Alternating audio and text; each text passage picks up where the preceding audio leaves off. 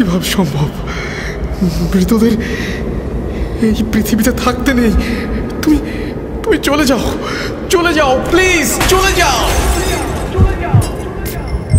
সবটাই কি ইলুশন, নাকি অন্য জগতের কেউ কখনো হাজির হয়ে যায় চোখের পলকে? ভূত.com with রাসেল। Welcome back. আপনাদের সবাইকে স্বাগত জানাচ্ছি আমি রাসেল। আশা করছি আপনারা সবাই ভালো আছেন, ভালোর তলে আছেন। আমিও ভালো আছি আর ভালোর তলেই আছি। আজকে আরও একটা ঘটনা নিয়ে হাজির হয়ে গেলাম আপনাদের সামনে। আশা করছি প্রথম থেকে শেষ পর্যন্ত শুনবেন আপনারা এবং আপনাদের ভালো লাগবে। যারা শুনছেন তাদের কাছে বিশেষভাবে অনুরোধ, আমাদের চ্যানেলটি সাবস্ক্রাইব করুন এবং অবশ্যই বেল আইকনটি প্রেস করুন, তাহলে আপনারা সমস্ত নোটিফিকেশন পেয়ে যাবেন সাথে সাথে। কথা না বাড়িয়ে আমরা ঘটনায় যাই, চলুন। আসসালামু আলাইকুম। কেমন আছেন সবাই? আশা করি ভালো আছেন এবং আল্লাহর রহমতে যেখানেই আছেন শান্তিতে আছেন। আমি আপনাদের সবার পছন্দের শো ভূত.com-এর মডারেটর এবং একনিষ্ঠ ভক্ত মোহাম্মদ সাবিত আলম, লিখছি ময়মনসিংহ বিভাগ থেকে। আজ কোনো কথা না বাড়িয়ে আমি সরাসরি চলে যেতে চাই আজকের ঘটনায়। আজকের ঘটনাটি একটু আলাদা ধরনের, কারণ ঘটনাটি মিশরীয় কালো জাদু নিয়ে। আমার কাছে এটি একেবারেই নতুন এক অভিজ্ঞতা। কালো জাদুর ঘটনা তো অনেক শেয়ার করেছি, কিন্তু মিশরীয় কালো জাদুর আলাদা একটা রহস্য আজ জানাতে চলেছি আপনাদের। এই ঘটনায় আছে বক্তার হাস্যরস, আছে ঈর্ষা আর জেদের টানাপোড়েন। ওনাদের জীবনে ঠিক তখনই এক ভয়ঙ্কর কালো জাদুর ছায়া নেমে আসে, যেটাকে বলা হয় মিশরীয় কালো জাদু। যখন এই জাদুর বিষয়টি ধরা পড়ে বা বোঝা যায়, তখন ঘটনাটি এক অন্যরকম মোড় নেয়, অনেকটা রোমাঞ্চকর ও ভয়ানক হয়ে ওঠে। তাই ঘটনাটি একদম শেষ পর্যন্ত শুনবেন এবং কোনো কথা না বাড়িয়ে শুরু করছি আজকের ঘটনা। ঘটনাটি কার কাছ থেকে আমি পেয়েছি, কিভাবে কালেক্ট করেছি, সেগুলো আজ আর বলছি না। শুধু এতটুকু বলছি যে ঘটনাটির বক্তা আমাকে যেভাবে বলেছেন আমি ঠিক সেভাবেই আপনাদের মাঝে উপস্থাপন করছি। বলছেন বক্তা।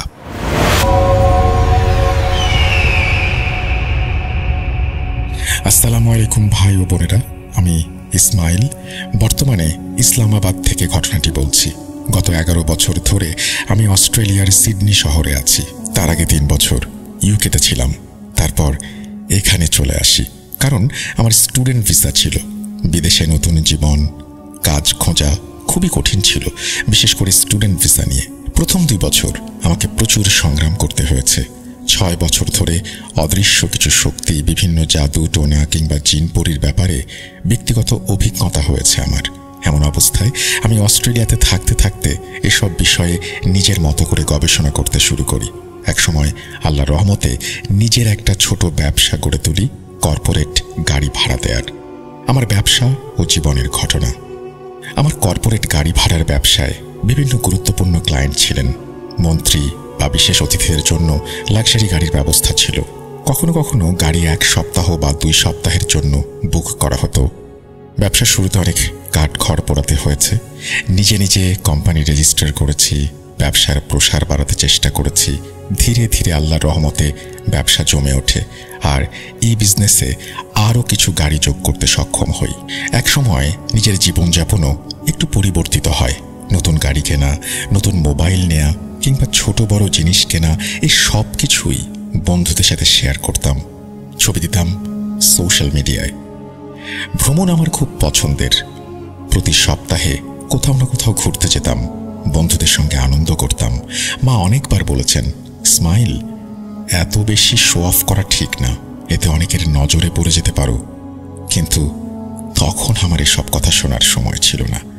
2015 সালে জীবন অনেকটাই স্থিতিশীল হয়ে গিয়েছিল।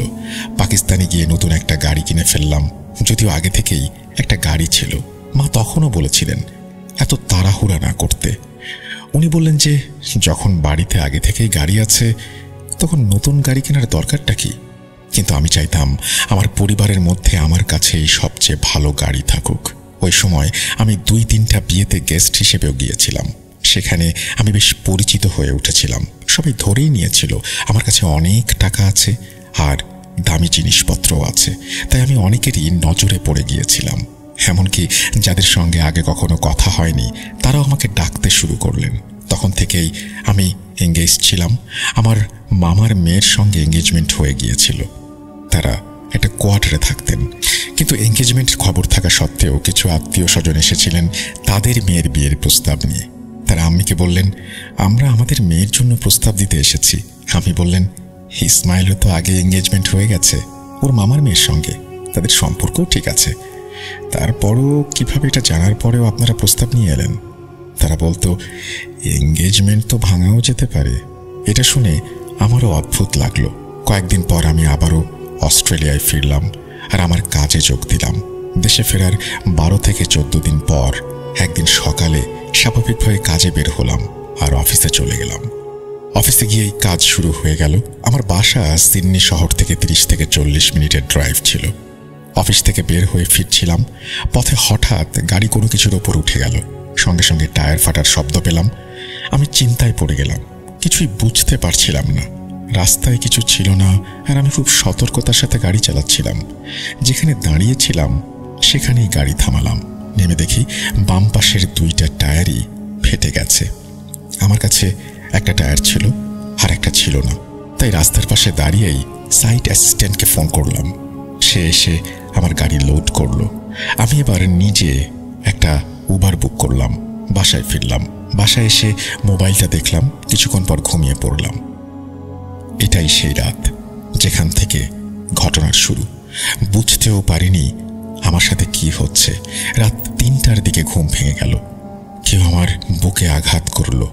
প্রচণ্ড ব্যথা আর হৃদস্পন্দন খুব দ্রুত হচ্ছিল।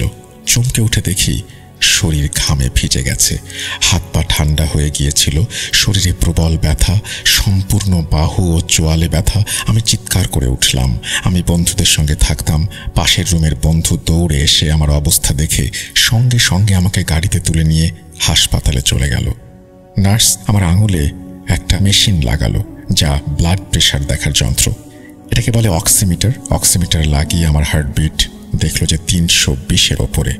তখনই জরুরি বাটন চেপে ব্লু কোড ডাকা হলো, কারণ আমার অবস্থা খুবই সংকটাপন্ন। তখনই আমাকে আইসিইউতে নিয়ে যাওয়া হলো। আমাকে ওষুধ প্রদান করা হলো। আমি কিছু বুঝে উঠতে পারছিলাম না আমার সাথে কি হচ্ছে। সব টেস্ট হলো, রিপোর্ট একদম স্বাভাবিক। আমি সম্পূর্ণ সুস্থ। ডাক্তাররা অবাক, কিভাবে এটা সম্ভব? হার্টবিট এত দ্রুত, বুকের ব্যথা, কিন্তু কিছু ধরা পড়ছে না কেন? যাই হোক, সুস্থ হয়ে বাড়ি ফিরে এলাম। কাজে ফিরে গেলাম। 2-3 দিন কেটে গেল। আবারও একই ঘটনা ঘটল। আবারও হাসপাতালে যেতে হলো। সিচুয়েশন আবার আগের মতোই। পরীক্ষা করলো ডাক্তার, সব ক্লিয়ার। এখন এটা একদম রুটিন হয়ে গেছে। প্রায় 3 দিন পর পর আমার এই হার্ট অ্যাটাক হয়। আমি একদম মৃত্যুর মুখে চলে যাই। হাসপাতালে যাই, টেস্ট করাই, কিন্তু সব রিপোর্ট নর্মাল আসে। ডাক্তাররা কিছুই বুঝে উঠতে পারছিল না সমস্যা কোথায়।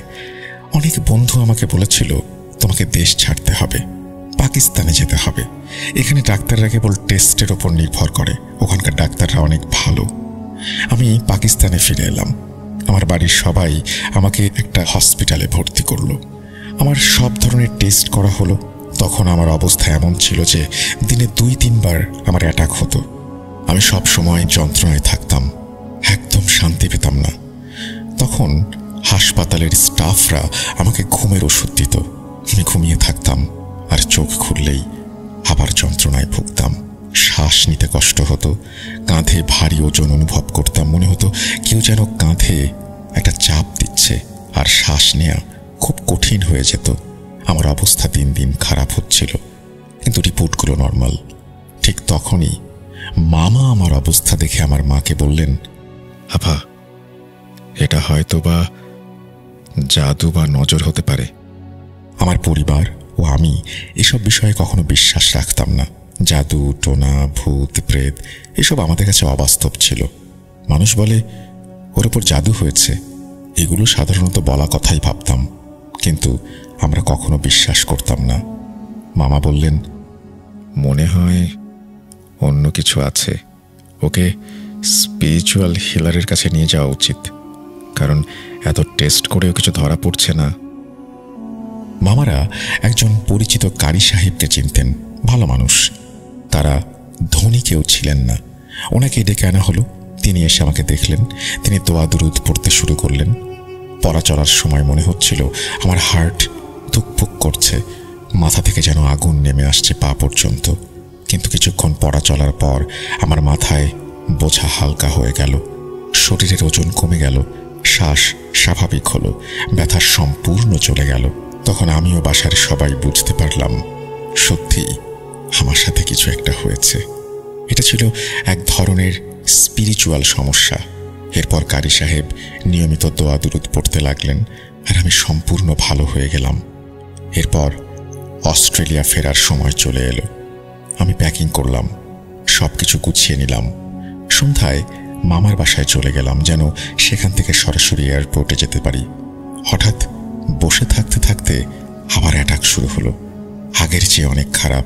সেই অ্যাটাকে এমন ব্যথা শুরু হলো, শ্বাস নিতে পারছিলাম না। সবাই দ্রুত আমাকে হাসপাতালে নিয়ে গেল। অনেক কষ্টে সেখানে পৌঁছালাম। আমাকে অক্সিজেন আর সিপিআর দেয়া হয়। কিছুক্ষণ পর আমি জ্ঞান ফিরে পাই। তারা সব পরীক্ষা করে, হাসপাতালে রেখে দেয়।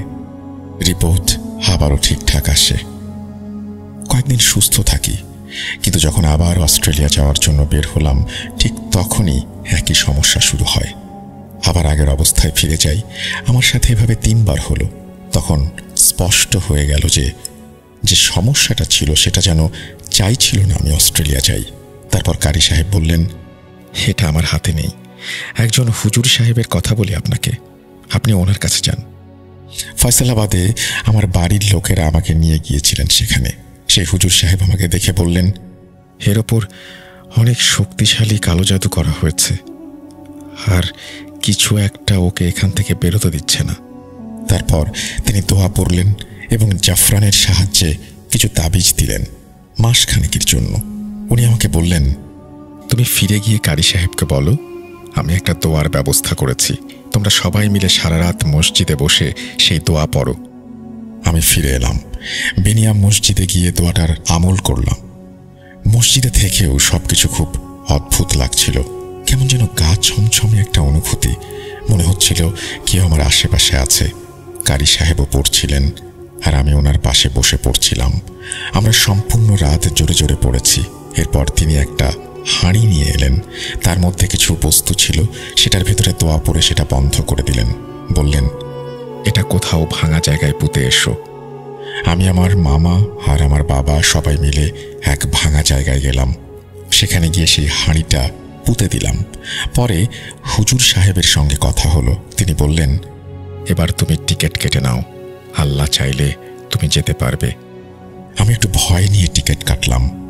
এবার আমার কিছুই হয়নি। আমি আবার অস্ট্রেলিয়ায় ফিরে গেলাম। 3 মাস ধরে আমি তাবিজ পড়তাম এবং চেষ্টা করতাম সম্পূর্ণ সুস্থ থেকে স্বাভাবিক জীবন কাটাতে। কিন্তু 3 মাসের মাথায় তাবিজের মেয়াদ শেষ হয়ে গেল। মাত্র 1 সপ্তাহের মধ্যে আবার সমস্যা শুরু হলো। এতটাই খারাপ অবস্থা ছিল যে আমাকে আবার হাসপাতালে ভর্তি হতে হলো। আমার অবস্থা এতটাই খারাপ হয়ে গিয়েছিল যে সব রকম পরীক্ষা নিরীক্ষা করার পরেও সবকিছু নর্মাল আসলো। কিছুতেই তবু উন্নতি হচ্ছিল না। বাড়ির সবাই খুব চিন্তিত হয়ে পড়লেন। অনেকে বন্ধু বান্ধব আর আত্মীয়দেরও এটা জানালেন। তারাও উদ্বিগ্ন, বিরক্ত। আমার অবস্থা আরও খারাপ হতে শুরু করলো। নাক দিয়ে রক্ত পড়তে লাগলো, মুখ দিয়ে রক্ত পড়তে লাগলো। আমার ওজন কমতে শুরু করলো, শরীরও দুর্বল হয়ে গেল। আমি আগে বেশ ভালোই ছিলাম, কিন্তু তখন কোনো কাজে মন বসতো না, কিছুই করতে পারতাম না। ধীরে ধীরে সব কাজ বন্ধ হয়ে গেল। সমস্ত কন্ট্রাক্ট শেষ হতে থাকলো। বাঁচার জন্য আমাকে গাড়ি বিক্রি করতে হলো। একে একে সব গাড়ি বিক্রি হয়ে গেল। আমার অবস্থা খারাপ থেকে আরও খারাপের দিকে গেল। টাকা ফুরিয়ে গেল, ব্যবসাও থেমে গেল। তখন অনেকেই বলল, অস্ট্রেলিয়ায় কিছু শ্রীলঙ্কান আছে যারা দুরানি চিকিৎসা করেন, তুমি তাদের কাছে যাও। আমি তাদের কাছে গেলাম। তারা আমাকে চিকিৎসা করলো এবং কিছু সময়ের জন্য ভালো লাগলো আমার। যেমনটা আমি আগেই বলেছিলাম, আমি ভ্রমণ করতে খুব ভালোবাসি।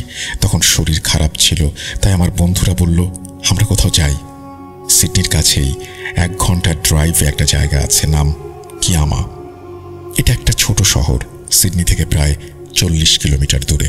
সেখানে অনেক গাছপালা, ঘন বন, আর অনেক সময় রাস্তাগুলো একদম ফাঁকা থাকে। আমরা বিকেলে প্রায় 5টা থেকে 5:30টার মধ্যে বের হলাম। আমার সঙ্গে ছিল আমার বন্ধু আর মামাতো ভাই আমজাদ। আমরা কিয়ামায় পৌঁছালাম। মাঝে মাঝে কিছু জায়গায় থেমে যখন পৌঁছালাম তখন রাত প্রায় 9টা থেকে 9:30। সেখানে একটা ব্লু হোল ছিল, মানে ওখানে পাথরের মধ্যে একটা ছিদ্র ছিল, আর সেই ছিদ্রটা নিচে সমুদ্রের সাথে সংযুক্ত ছিল। যখন বড় ঢেউ আসতো জল ওই ছিদ্র দিয়ে ফেটে বের হতো। এটা একটা টুরিস্ট স্পট, অনেক মানুষ আসে। তখন শীতকাল, এখানে শীত উল্টো। জুন জুলাইতে শীত পড়ে, ডিসেম্বর জানুয়ারিতে গরম। শীতে ওখানে ঠান্ডা বাতাস বইত। আমার বন্ধুরা সেটা দেখে মুগ্ধ হয়ে গিয়েছিল। তখন আমাদের ছাড়া ওখানে আর কেউ ছিল না। এখান থেকেই ঘটনার শুরু। আমি সেখানে দাঁড়িয়েছিলাম, হঠাৎ আমার চোখে কিছু পড়ে যায়, আর আমি 3-4টা ধাপ হেঁটে সামনের দিকে এগোতেই দেখি সেখানে কেউ নেই। সেটা ছিল সেই দিন যেদিন আমার শরীরে অদ্ভুত কিছু একটার আনাগোনা শুরু হলো। মনে হয়েছিল হয়তো আমার কোনো বন্ধু মজা করছে, কিন্তু আজ পর্যন্ত কেউ কোনোদিন এমন মজা করেনি। সবাই জানতো আমি অসুস্থ। আমার সব বন্ধু আর সবাই আমার সামনেই দাঁড়ানো ছিল, আড়ম্বরে করে কথা বলছিল। হালকা হালকা বৃষ্টি শুরু হয়েছিল। আমি তাদের দিকে তাকালাম, আমার পেছনের দিকেও তাকালাম। অবাক হয়ে গেলাম। আমার সঙ্গে ঠিক কি হচ্ছে বুঝতে পারছিলাম না। একটু পর আমার অবস্থা খারাপ হতে শুরু করলো। মনে হচ্ছিল যেন কাঁধে ভারী একটা কিছু চাপ দিচ্ছে। আমার হার্ট যেন থেমে যাবে। আমি বললাম, ভাই, আমাদের ফিরতে হবে। তখন প্রায় 10:30 বা 11টা বেজেছিল। আমরা তখন সেখান থেকে রওনা দিলাম। আমার কাজিন গাড়ি চালাচ্ছিল, আমি পাশে বসেছিলাম, আর পেছনের সিটে আমাদের 3 বন্ধু। আমরা যখন মেইন হাইওয়েতে পৌঁছালাম, দুই পাশে জঙ্গল, হালকা বৃষ্টি, একদম ভয়ানক পরিবেশ। কেউ ভাবেনি সামনে কি হতে যাচ্ছে।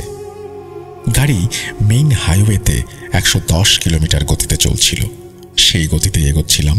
আমার কাজিন স্পিড বাড়ানোর চেষ্টা করছিল, কিন্তু গাড়ি 40-এর বেশি যাচ্ছিল না। গাড়ির ইঞ্জিনে অনেক আওয়াজ হচ্ছিল। গাড়িটা ছিল অটোমেটিক, অ্যাক্সিলারেটরে সম্পূর্ণ চাপ ছিল, তবু গতি 40-এর ওপরে উঠছিল না। আমি কিছুই বুঝতে পারছিলাম না। বাকিরাও অস্বস্তির টের পাচ্ছিল। আমি কাজিনকে জিজ্ঞেস করলাম, কি সমস্যা? সে বলল, ভাই, আমি তো চেষ্টা করছি, কিন্তু গাড়ি তো এগোচ্ছে না। তখন আমারও সন্দেহ হতে লাগলো, কিছু একটা সমস্যা নিশ্চয়ই আছে। হয়তো আমাদের সঙ্গে কিছু একটা ঘটতে চলেছে। একটা অজানা ভয় আমাদের ঘিরে ধরল। আমি আগেই সবাইকে বলেছিলাম, ধীরে ধীরে সবাই দোয়া পড়তে থাকো। সবাই জানতো আমার শরীরে সমস্যা চলছে, কিন্তু হঠাৎ করেই শরীর আরো খারাপ হয়ে গেল। তখন কারি সাহেব, যার কাছ থেকে চিকিৎসা নিচ্ছিলাম, তিনি আমাকে একটা ভয়েস নোট পাঠিয়েছিলেন আর বলেছিলেন শরীর খারাপ লাগলেই ওই অডিওটা শুনতে।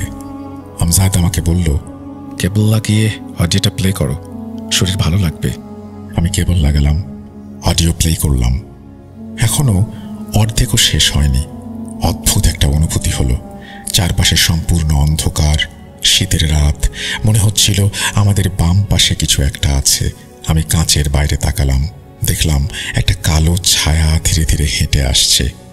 সেই অন্ধকারে স্পষ্ট ছিল জেট ব্ল্যাক একটা ছায়া আমাদের গাড়ির সাথে সাথেই চলছিল বাম পাশে।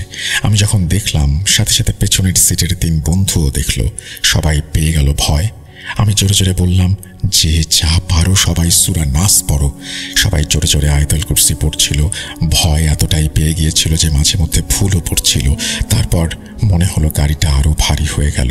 ওই পরিস্থিতি বলে বোঝানো যাবে না। আপনারা যদি কল্পনা করেন তাহলে হয়তো বুঝতে পারবেন। আমাদের গাড়ি চালানোই কষ্টকর হয়ে গিয়েছিল। আমার হঠাৎ খুব খারাপ লাগতে শুরু করলো। হুঁশও চলে গেল। কিছু বুঝতে পারছিলাম না আমার সঙ্গে কি ঘটছে। পরে আমজাদ আর বাকি বন্ধুদের বর্ণনায় গাড়ির ভেতর যেন কিছু একটা ঢুকে পড়েছিল, আর আমি যেন ঠিকভাবে নিজেকে সামলাতে পারছিলাম না। মনে হচ্ছিল আমার মধ্যে অদ্ভুত এক শক্তি এসে ভর করেছে, যার ফলে আমি নিজেকে আর নিয়ন্ত্রণ করতে পারছি না। ঘন জঙ্গল, ভয়ঙ্কর রাস্তা, দূরে দূরে কোনো মানুষের বসতি নেই, কোথাও গাড়ির চিহ্নও নেই। আর ওরা সবাই চেষ্টা করছিল আমাকে আগের অবস্থায় ফেরানোর জন্য। ওরা কিছু একটা পড়ছিল, আমার উপর ফু দিচ্ছিল, আমাকে নিয়ন্ত্রণে আনার চেষ্টা করছিল, কিন্তু কিছুতেই কিছু হচ্ছিল না। অবশেষে অনেক কষ্টে ওরা আমাকে সামলাতে পারল। আমরা একটা ছোট্ট শহরে পৌঁছালাম। সেখানে ওরা গাড়ি থামালো, আমাকে নামিয়ে শুইয়ে দিল, আমার মুখে পানি দিল। চেতনা ফিরতে একটু সময় লেগেছিল। হঠাৎ মনে হলো কেউ যেন আমাকে ধাক্কা মেরে ফেলে দিয়েছে। শরীরের হাড় গোড় সব ভেঙে গেছে। আমরা 3-4 ঘন্টায় 1.5 ঘন্টার পথ পাড়ি দিলাম। অনেক দেরি করেছিলাম। রাত প্রায় 3:30 থেকে 4টায় আমরা বাড়ি পৌঁছালাম। বাড়ি ফিরে মনে হচ্ছিল চারপাশে কিছু একটা ঘুরছে, কখনো এদিকে আসে, কখনো ওদিকে চলে যায়। আমার এই অনুভূতি সবার মধ্যেই বিরাজ করছিল। আমরা সবাই এক বাড়িতে থাকতাম। হঠাৎ করেই মনে হলো সামনের রুমে কেউ আছে। কিছু একটা কটমট শব্দ হচ্ছিল, মনে হচ্ছিল শুধু আমিই শুনতে পাচ্ছি। আমি আমজাদকে বললাম, তুমি কি শুনছো কেউ হাঁটছে? সেই রুমটা ছিল রান্নাঘরের পাশে। আমজাদ আমার দিকে তাকালো, মাথা নাড়ল। সবাই খুব গম্ভীর।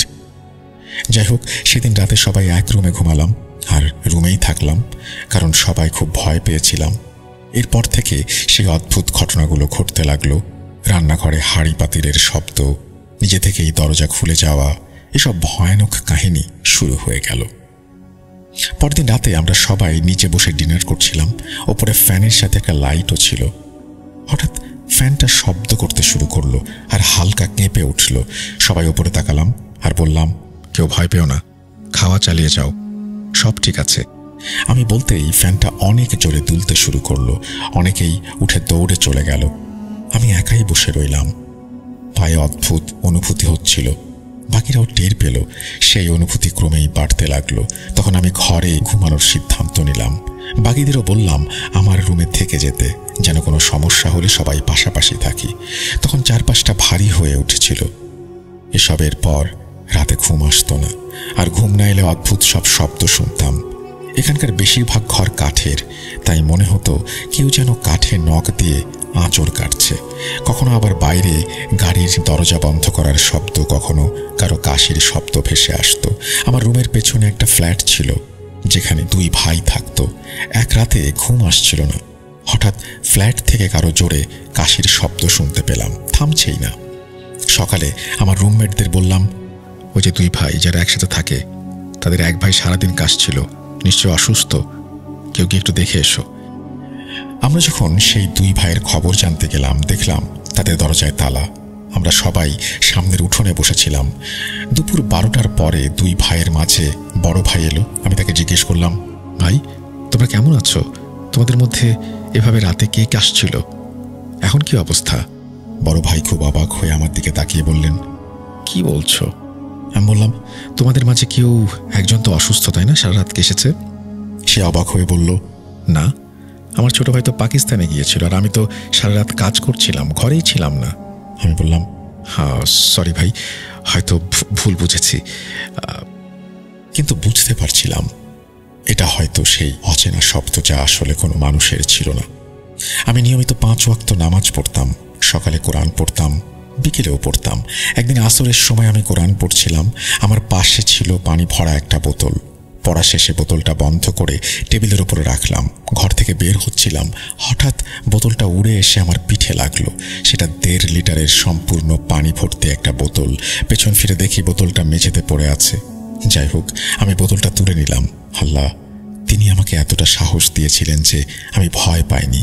জানতাম আমার আশেপাশে কিছু একটা হচ্ছে। আমি শুধু নিজের সঙ্গে কথা বলতাম। তখনও বলছিলাম, কেন বিরক্ত করছো? কি হয়েছে? আমি কি করেছি? কেন আমাকে এভাবে কষ্ট দিচ্ছ? এটা আমার পানি, এটা নষ্ট করো না। এরপর বোতলটা আবার টেবিলেই রেখে দিলাম। সেই রাতে বাথরুমে যাওয়ার সময় দরজায় দোয়া পড়ছিলাম। বাথরুম থেকে বের হয়ে দরজা বন্ধ করলাম। ঘরের দিকে যেতে দেখি বাথরুমের দরজা নিজে থেকেই খুলে গেল। আবার বন্ধ করলাম। একটু এগোতেই দরজা আবার খুলে গেল। তৃতীয়বার দরজা খুলতেই রেগে গিয়ে বললাম, কেন বারবার দরজা খোলো? বন্ধ রাখো, আমাকে আর কষ্ট দিও না। তারপর দরজা বন্ধ করে চলে এলাম। এরপর আর দরজা খুলল না। এমন ঘটনা আরো বহুবার ঘটেছে। আমি আর পারছিলাম না ভেবে বেঁচে থাকতে, তাই পাকিস্তানে নিজের বাড়িতে যোগাযোগ করি। করাচির কাজমি সাহেব ছিলেন খুবই বয়স্ক। তার সঙ্গে যোগাযোগ করলাম, সব ঘটনা বললাম। তিনি বললেন, তোমার শরীরের মাপ মতো একটা নীল সুতা নাও, 7 স্তর গুঁজে 7টি গিঁট দাও, প্রতিটি গিঁট বেঁধে একটা করে সূরা পড়ে ফু দাও, তারপর সুতাটি চুলার উপরে পুড়িয়ে ফেলো। যখন পোড়াবে গরুর মাংসের গন্ধ আসবে, নিশ্চয়ই তোমার সাথে কিছু একটা আছে, তোমাকে এভাবেই এগোতে হবে। আমি যখন ওই আমল করছিলাম তখন গন্ধটা খুব বাজে লাগছিল। এই ব্যাপারে সবাই সাক্ষী, যারা ছিল তারা আরও বেশি জানে। আমি যখন ওই ওয়াজিফা করছিলাম তখন বাড়িতে একজন ছেলের সঙ্গে ছিলাম। বাড়িতে আল্লাহর 99 নামের একটা ফ্রেম টাঙানো ছিল। আমি ওয়াজিফা করার সময় মনে হচ্ছিল বাড়ির মধ্যে যেন কিছু একটা ঘুরছে, ওখান থেকে এখানে কিছু ফেলে দিচ্ছে, মানে সম্পূর্ণ বাড়ি যেন অস্থির, কিন্তু কিছুই দেখতে পাইনি। যাই হোক, আমার ওয়াজিফা শেষ করলাম। এরপর আমার ওপর এইসব ঘটনা যেন আরও বাড়তে শুরু করলো। কিছুদিন পর পর আমি পজেসড হয়ে যেতাম, মনে হতো কিছু একটা আমার ভেতরে ঢুকে যাচ্ছে। তখন কেউ আমাকে নিয়ন্ত্রণ করতে পারত না। এরপর এক ভদ্রলোক ছিলেন, হুজুর ওয়ানি সাহেব, সম্পূর্ণ পাকিস্তান কমিউনিটিতে তাকে সবাই চিনতেন।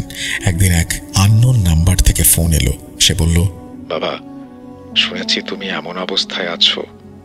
আমি একজনকে চিনি, সে লেবানিজ, চিকিৎসা করে। তার মাধ্যমে একজন ছেলে ভালো হয়েছে।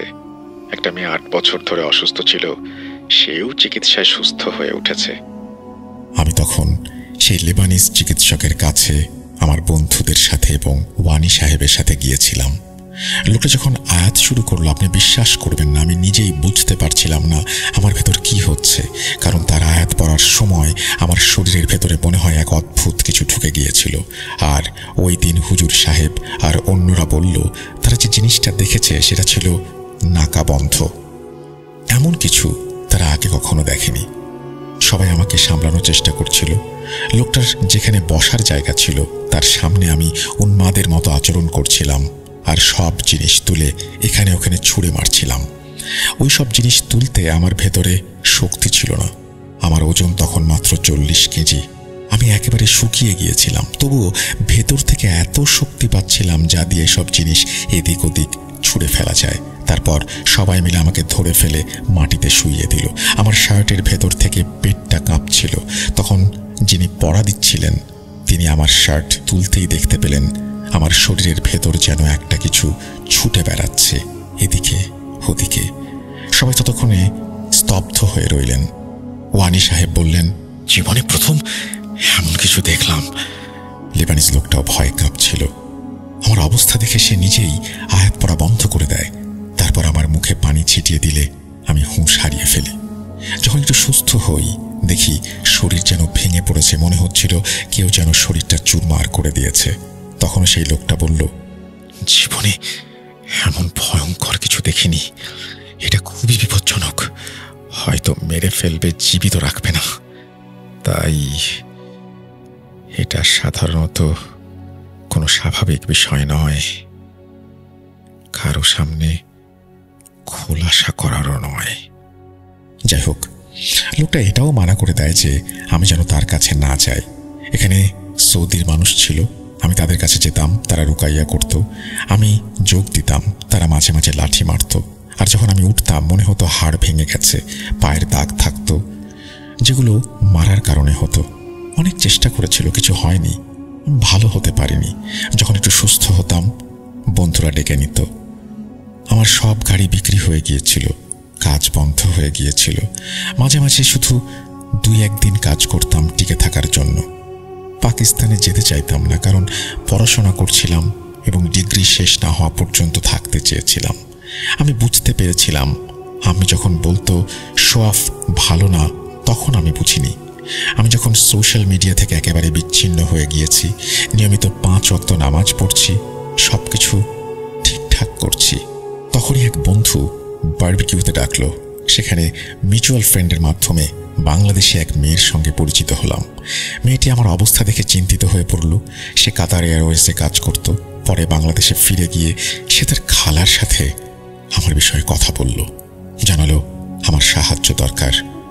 এর মাঝে আমি পাকিস্তানে গিয়েছিলাম। এমন কোনো শহর নেই যেখানে যাইনি চিকিৎসার জন্য। মুলতান, লাহোর, করাচি, কোয়েটা, সব জায়গায় গেছি, তবুও ঠিক হয়নি। সেই সময় আমার এঙ্গেজমেন্টটাও ভেঙে গিয়েছিল, কারণ মেয়ে বলল, এমন অসুস্থ মানুষের সঙ্গে আমি জীবন কাটাবো কীভাবে? যাই হোক, বাংলাদেশি মেয়েটা তার খালার সঙ্গে কথা বলে। এরপরে ওনারা এক লোকের কাছে যায়। আমাকেও আম্মুর পারমিশন নিয়ে সেই লোকের কাছে নিয়ে যায়। ওখানে গিয়ে আমি লোকটাকে সবকিছু খুলে বলি। তখন লোকটা আমার সবকিছু শুনে 30 মিনিটের মতো একটা রুমে গিয়ে নামাজ আদায় করে বললেন আমার ওপর নাকি মিশরীয় জাদু লেগেছে। এই জাদু এখন খুব কম লোকই জানে। উনি আরও জানালেন এর সাথে হাজার হাজার জিন এসে জমা হয়, যা এক মুহূর্তের জন্য ফুঁসফুঁস ছাড়ে না। আর এই কারণেই আমার এই অবস্থা। কিন্তু লোকটা এটাও বলল আমি যেহেতু নামাজ পড়ি আর কোরআনের আমল করি, সেই কারণেও আমি আজও বেঁচে আছি। নামাজের নিয়ম ঠিকমতো না মানলে অনেক আগেই আমি মারা যেতাম। এই অভ্যাসই আমাকে টিকিয়ে রেখেছে। এরপর উনি জানালেন আমার চিকিৎসা উনিই করবেন এবং তিনি আমার চিকিৎসা শুরু করলেন। তিনি আমার জন্য বিভিন্ন আয়াত পড়তেন, আমাকে বিভিন্ন আমল করতে বলতেন। একটা আমল ছিল খুবই ঝুঁকিপূর্ণ। আমলটা এমন ছিল যে 40 দিন ধরে প্রতিদিন জঙ্গলে যেতে হবে, একা গিয়ে সরিষার দানা হাতে রেখে কিছু পড়তে হবে। এরপর 9 বার নিজের শরীরে আঘাত করতে হবে এবং সেই জঙ্গলে সরিষা ফেলে আসতে হবে। পেছনে তাকানো যাবে না। সম্পূর্ণ আমল 40 দিন চালাতে হবে। প্রতিদিন ভিন্ন জায়গায় যেতে হবে, একই স্থানে না। আর অবশ্যই একা যেতে হবে। বাড়ি ফিরে এসে আমি ঠিক করলাম যে আমাদের বাড়ি থেকে একটু দূরে একটা জঙ্গল আছে যাকে রয়্যাল ন্যাশনাল পার্ক বলে, আমি ওখানে যাব। শুরু হলো প্রথম দিন। যখন আমি সেখানে গেলাম পরিবেশটা ছিল খুবই ভীতিকর। চারপাশে ঘন অন্ধকার। আমি একা গাড়ির হেডলাইট জ্বালিয়ে রাস্তার পাশে গাড়ি থামালাম। তারপর নেমে জঙ্গলের ভেতরে গেলাম। লেবু হাতে নিয়ে 4 টুকরো করে তার নিচে সরিষার দানা রাখলাম। তারপর সেই হুজুরের কথা মতো সেই ওয়াজিফা পড়লাম। পড়া শেষ করে উঠতে যাব, হঠাৎ মনে হলো আমার পেছনে কেউ দৌড়াচ্ছে, যেন অনেক মানুষ আমাকে ধাওয়া করছে। ভয়ঙ্কর শব্দে কেউ আমার পিছু নিল। বুঝতে পারছিলাম না শব্দটা সামনে থেকে আসছে নাকি পাশ থেকে। আমার ঠিক পেছনে কি পরিষ্কার হচ্ছিল না। হুজুরের কথা আমার মনে ছিল, যেভাবে বলা হয়েছে ঠিক সেভাবেই আমাকে সাহস রাখতে হবে, পেছনে তাকানো যাবে না, সেখান থেকে বেরিয়ে আসতে হবে। আমি কোনো মতে দৌড়ে গাড়িতে উঠে বসলাম। নিজের সাথে লড়াই করছিলাম। গাড়ি নিয়ে দ্রুত চলে এলাম। আমাকে 40 দিন এভাবে আমল করতে হবে বলেছিলেন উনি, অথচ একদিনেই আমি ভয়ে অস্থির। ফিরে গিয়ে ওনাদের বললাম আমার সঙ্গে এমন ঘটনা ঘটেছে। ওনারা জানালেন এটা তো হবেই, এই সমস্যা থেকে মুক্তি পেতে হলে সহ্য করতে হবে। এরপর সাহস সঞ্চয় করে আমি আবার আমল শুরু করলাম। প্রতিদিনই অদ্ভুত অদ্ভুত কিছু ঘটত। প্রায় 20 দিন পেরিয়ে গেছে। একদিন আমল সেরে বাড়ি ফেরার পথে দেখি গাড়ির টায়ার পাংচার হয়ে গেছে। সামনের দিকটা একদম নিচে বসে গেছে। জঙ্গলের পরিবেশ এবং সেখানে টায়ার বদলানোর সাহস হলো না। পেছন থেকে অজানা অদ্ভুত আওয়াজ আসছিল। বাধ্য হয়ে গাড়ির মধ্যে বসে পাংচার টায়ারটাই আমি টেনে নিয়ে গেলাম। পরে কোনো এক পেট্রোল পাম্পে গিয়ে দেখি টায়ারের অবস্থা একদম খারাপ। তারপর ওখানে গিয়ে আমি টায়ার বদলালাম। এভাবেই দিনগুলো কাটতে লাগলো। আর ধীরে ধীরে সেই অদ্ভুত শব্দ আসা কমে গেল। আমার উপর থেকে বোঝা কমতে লাগলো। ধীরে ধীরে সবকিছু কেটে যেতে লাগলো। 2015 থেকে 2021 পর্যন্ত সময়টা এভাবেই কেটেছে। কখনো পজিটিভ ছিলাম, কখনো নেগেটিভ। সবকিছু একা একাই অনুভব করেছি। এর মাঝে একদিন ভোরে 2 দিন টানা কাজ করার পরে আমি গাড়িতে উঠলাম। তখন হঠাৎ গাড়ির মিররে দেখলাম পেছনে এক অদ্ভুত ভয়ঙ্কর মুখ, লম্বা কালো চুল, হিমশীতল চাহনি। আমি আচমকা পেছনে ফিরে তাকালাম, কিন্তু সেখানে কিছুই দেখতে পেলাম না। তাই আবার ফিরে এসে ঘরে ঢুকে ওয়াজিফা পড়া শুরু করলাম। এরপর আমি সেই লোকটিকে জানালাম আমি আর কাজ করতে পারবো না, কারণ শরীর ভালো নেই। এইভাবে মাঝপথে অনেক কিছু ঘটেছে যেগুলো আমি বলিনি। 6 বছরের একটা সময় ছিল। এই 6 বছরে অনেক কিছু হয়েছে আমার সাথে, কিন্তু সেই 40 দিনের আমল আমি সম্পূর্ণ করি আর আল্লাহর রহমতে সুস্থ হয়ে যাই। আপনাকে একটা ছোট ঘটনা বললাম। ওখান থেকে আমার চিকিৎসা শুরু হয়েছিল আর ধীরে ধীরে আমি সম্পূর্ণ সুস্থ হয়ে উঠেছিলাম। মাশাআল্লাহ, সেই বাংলাদেশি মেয়েটাই এখন আমার স্ত্রী। কঠিন সময়েও আমার পাশে ছিল। সেই কারণেই আমি ওকে প্রপোজ করি। তারপর 2021 সালে আমাদের বিয়ে হয়। আর এখন আমরা অস্ট্রেলিয়ায় থাকছি। আল্লাহর কাছে অশেষ কৃতজ্ঞতা। আজও যখন এসব স্মৃতি মনে করি মাঝে মাঝে মনে হয় কেউ যেন আমাকে দেখছে। কিন্তু বাস্তবতা হলো মানুষই শ্রেষ্ঠ সৃষ্টি। সাহস রাখতে হয়। সবচেয়ে বড় কথা, আমি কখনো ভয় পাইনি, সাহস ধরে রেখেছি। আল্লাহ আমাকে অনেক শক্তি দিয়েছেন, তাই এই পরিস্থিতিগুলো পার হতে পেরেছি। যারা শুনছেন তাদের প্রতি আমার একটাই অনুরোধ, আমি এসব বুঝতে সময় নিয়েছি, কিন্তু আপনারা দেরি করবেন না। নিজের জীবনের জন্য এগিয়ে যান সামনে।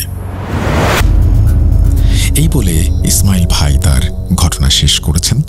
আশা করছি এই ঘটনাটি আপনাদের ভালো লেগেছে। যদি ভালো লাগে অবশ্যই আমাদের জানাবেন, যদি ভালো না লাগে সেটাও আমাদেরকে জানাবেন। আমরা চলে যাব আমাদের পরবর্তী ঘটনায়। আশা করছি প্রথম থেকে শেষ পর্যন্ত আমাদের সঙ্গেই থাকবেন। আমরা এমন কিছু ঘটনায় যাব যে ঘটনাগুলো হয়তো আপনারা আগে শুনেছেন বা কখনোই শুননি বা বারবার শুনতে চান। চলুন শুরু করা যাক।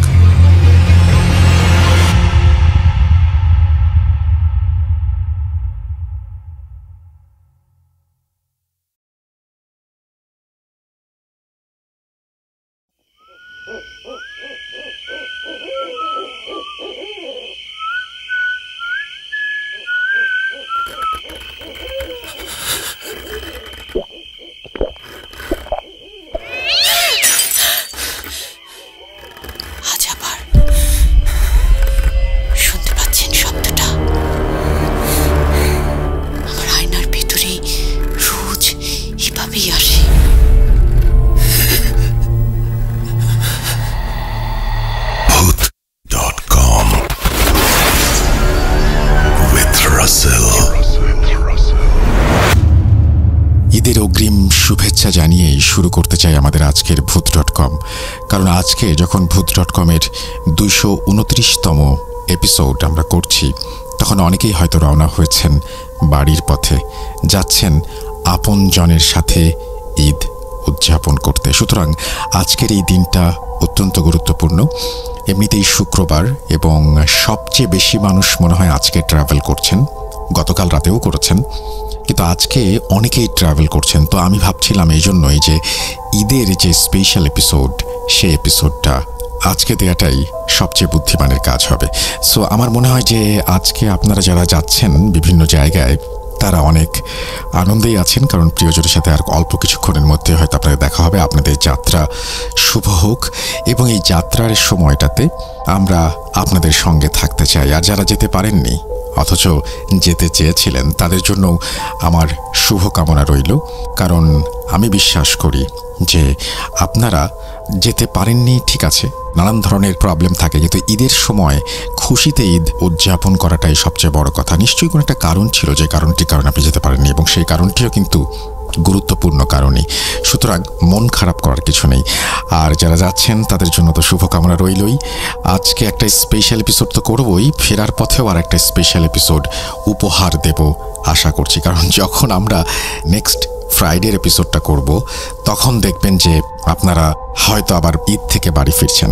কালকেও একটা স্পেশাল এপিসোড হবে। ঈদের দিন কোনো এপিসোড হবে কিনা আমি ঠিক আপনাদেরকে বলতে চাচ্ছি না এই মুহূর্তে, অনেকে হয়তো জেনেও গেছেন। তারপরেও যাই হোক, আমি আজকের এপিসোডটা শুরু করি। আপনাদেরকে অনেক ধন্যবাদ যারা ঘটনা পাঠিয়েছেন, এবং আমাদের স্পেশাল এপিসোডে কিছু স্পেশাল মানুষদের ঘটনা দিয়ে শুরু করতে চাই। প্রথমেই লাজিম ইয়াসার জিয়াদ, যার ঘটনা দিয়ে শুরু করছে আমাদের আজকের এপিসোড। যেভাবে লেখা আছে আমি সেভাবেই পড়ে শোনাচ্ছি।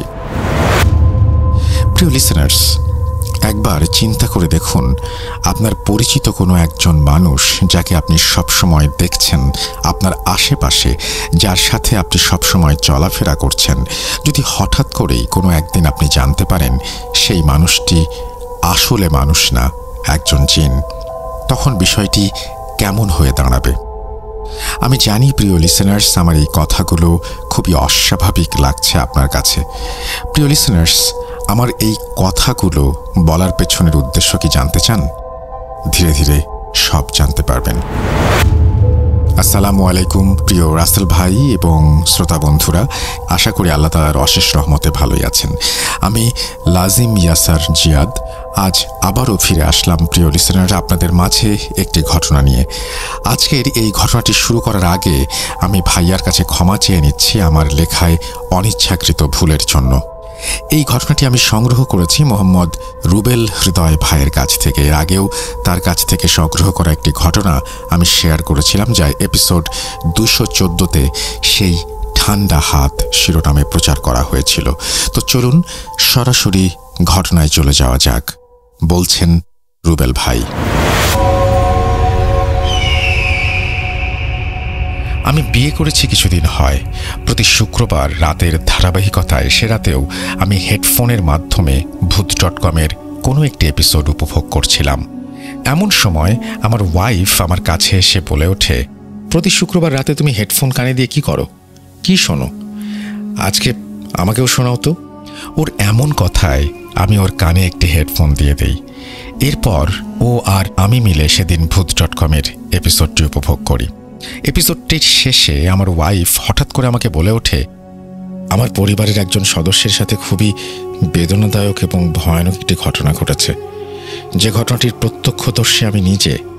ওর এসব কথা শুনে আমার মনে বেশ আগ্রহ জন্মায় ঘটনাটি শোনার জন্য। এরপর আমি ওর কাছে ঘটনাটি সম্পর্কে বিস্তারিত জানতে চাই। আমার আগ্রহ দেখে আমার ওয়াইফ ইয়াসমিন লিজা বলতে শুরু করে, আমার বাড়ি ঈশ্বরদী জেলার কোনো এক গ্রামে। আমার বাবারা মোট 7 ভাই। 7 ভাইয়ের মধ্যে সবার ছোট যিনি, মানে আমার ছোট চাচা, তিনি হচ্ছেন এই ঘটনাটির ভিকটিম। আমার ছোট চাচার নাম মোহাম্মদ হৃদয়। ঘটনাটি ঘটাকালীন আমার বয়স 15 বছর। সে সময় আমার চাচার সবেমাত্র বিয়ের কথাবার্তা চলছে, তার জন্য পরিবার থেকে মেয়ে দেখা হচ্ছিল।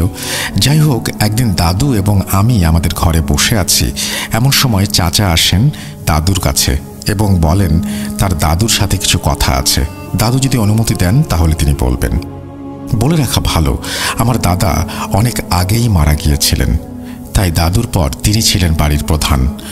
এরপর দাদু অনুমতি দিলে চাচা বলতে শুরু করেন, মা, আপনারা তো আমার বিয়ের জন্য মেয়ে দেখছেন, তবে আমার এখানে কিছু কথা আছে যা আপনাদের বলা খুবই দরকার।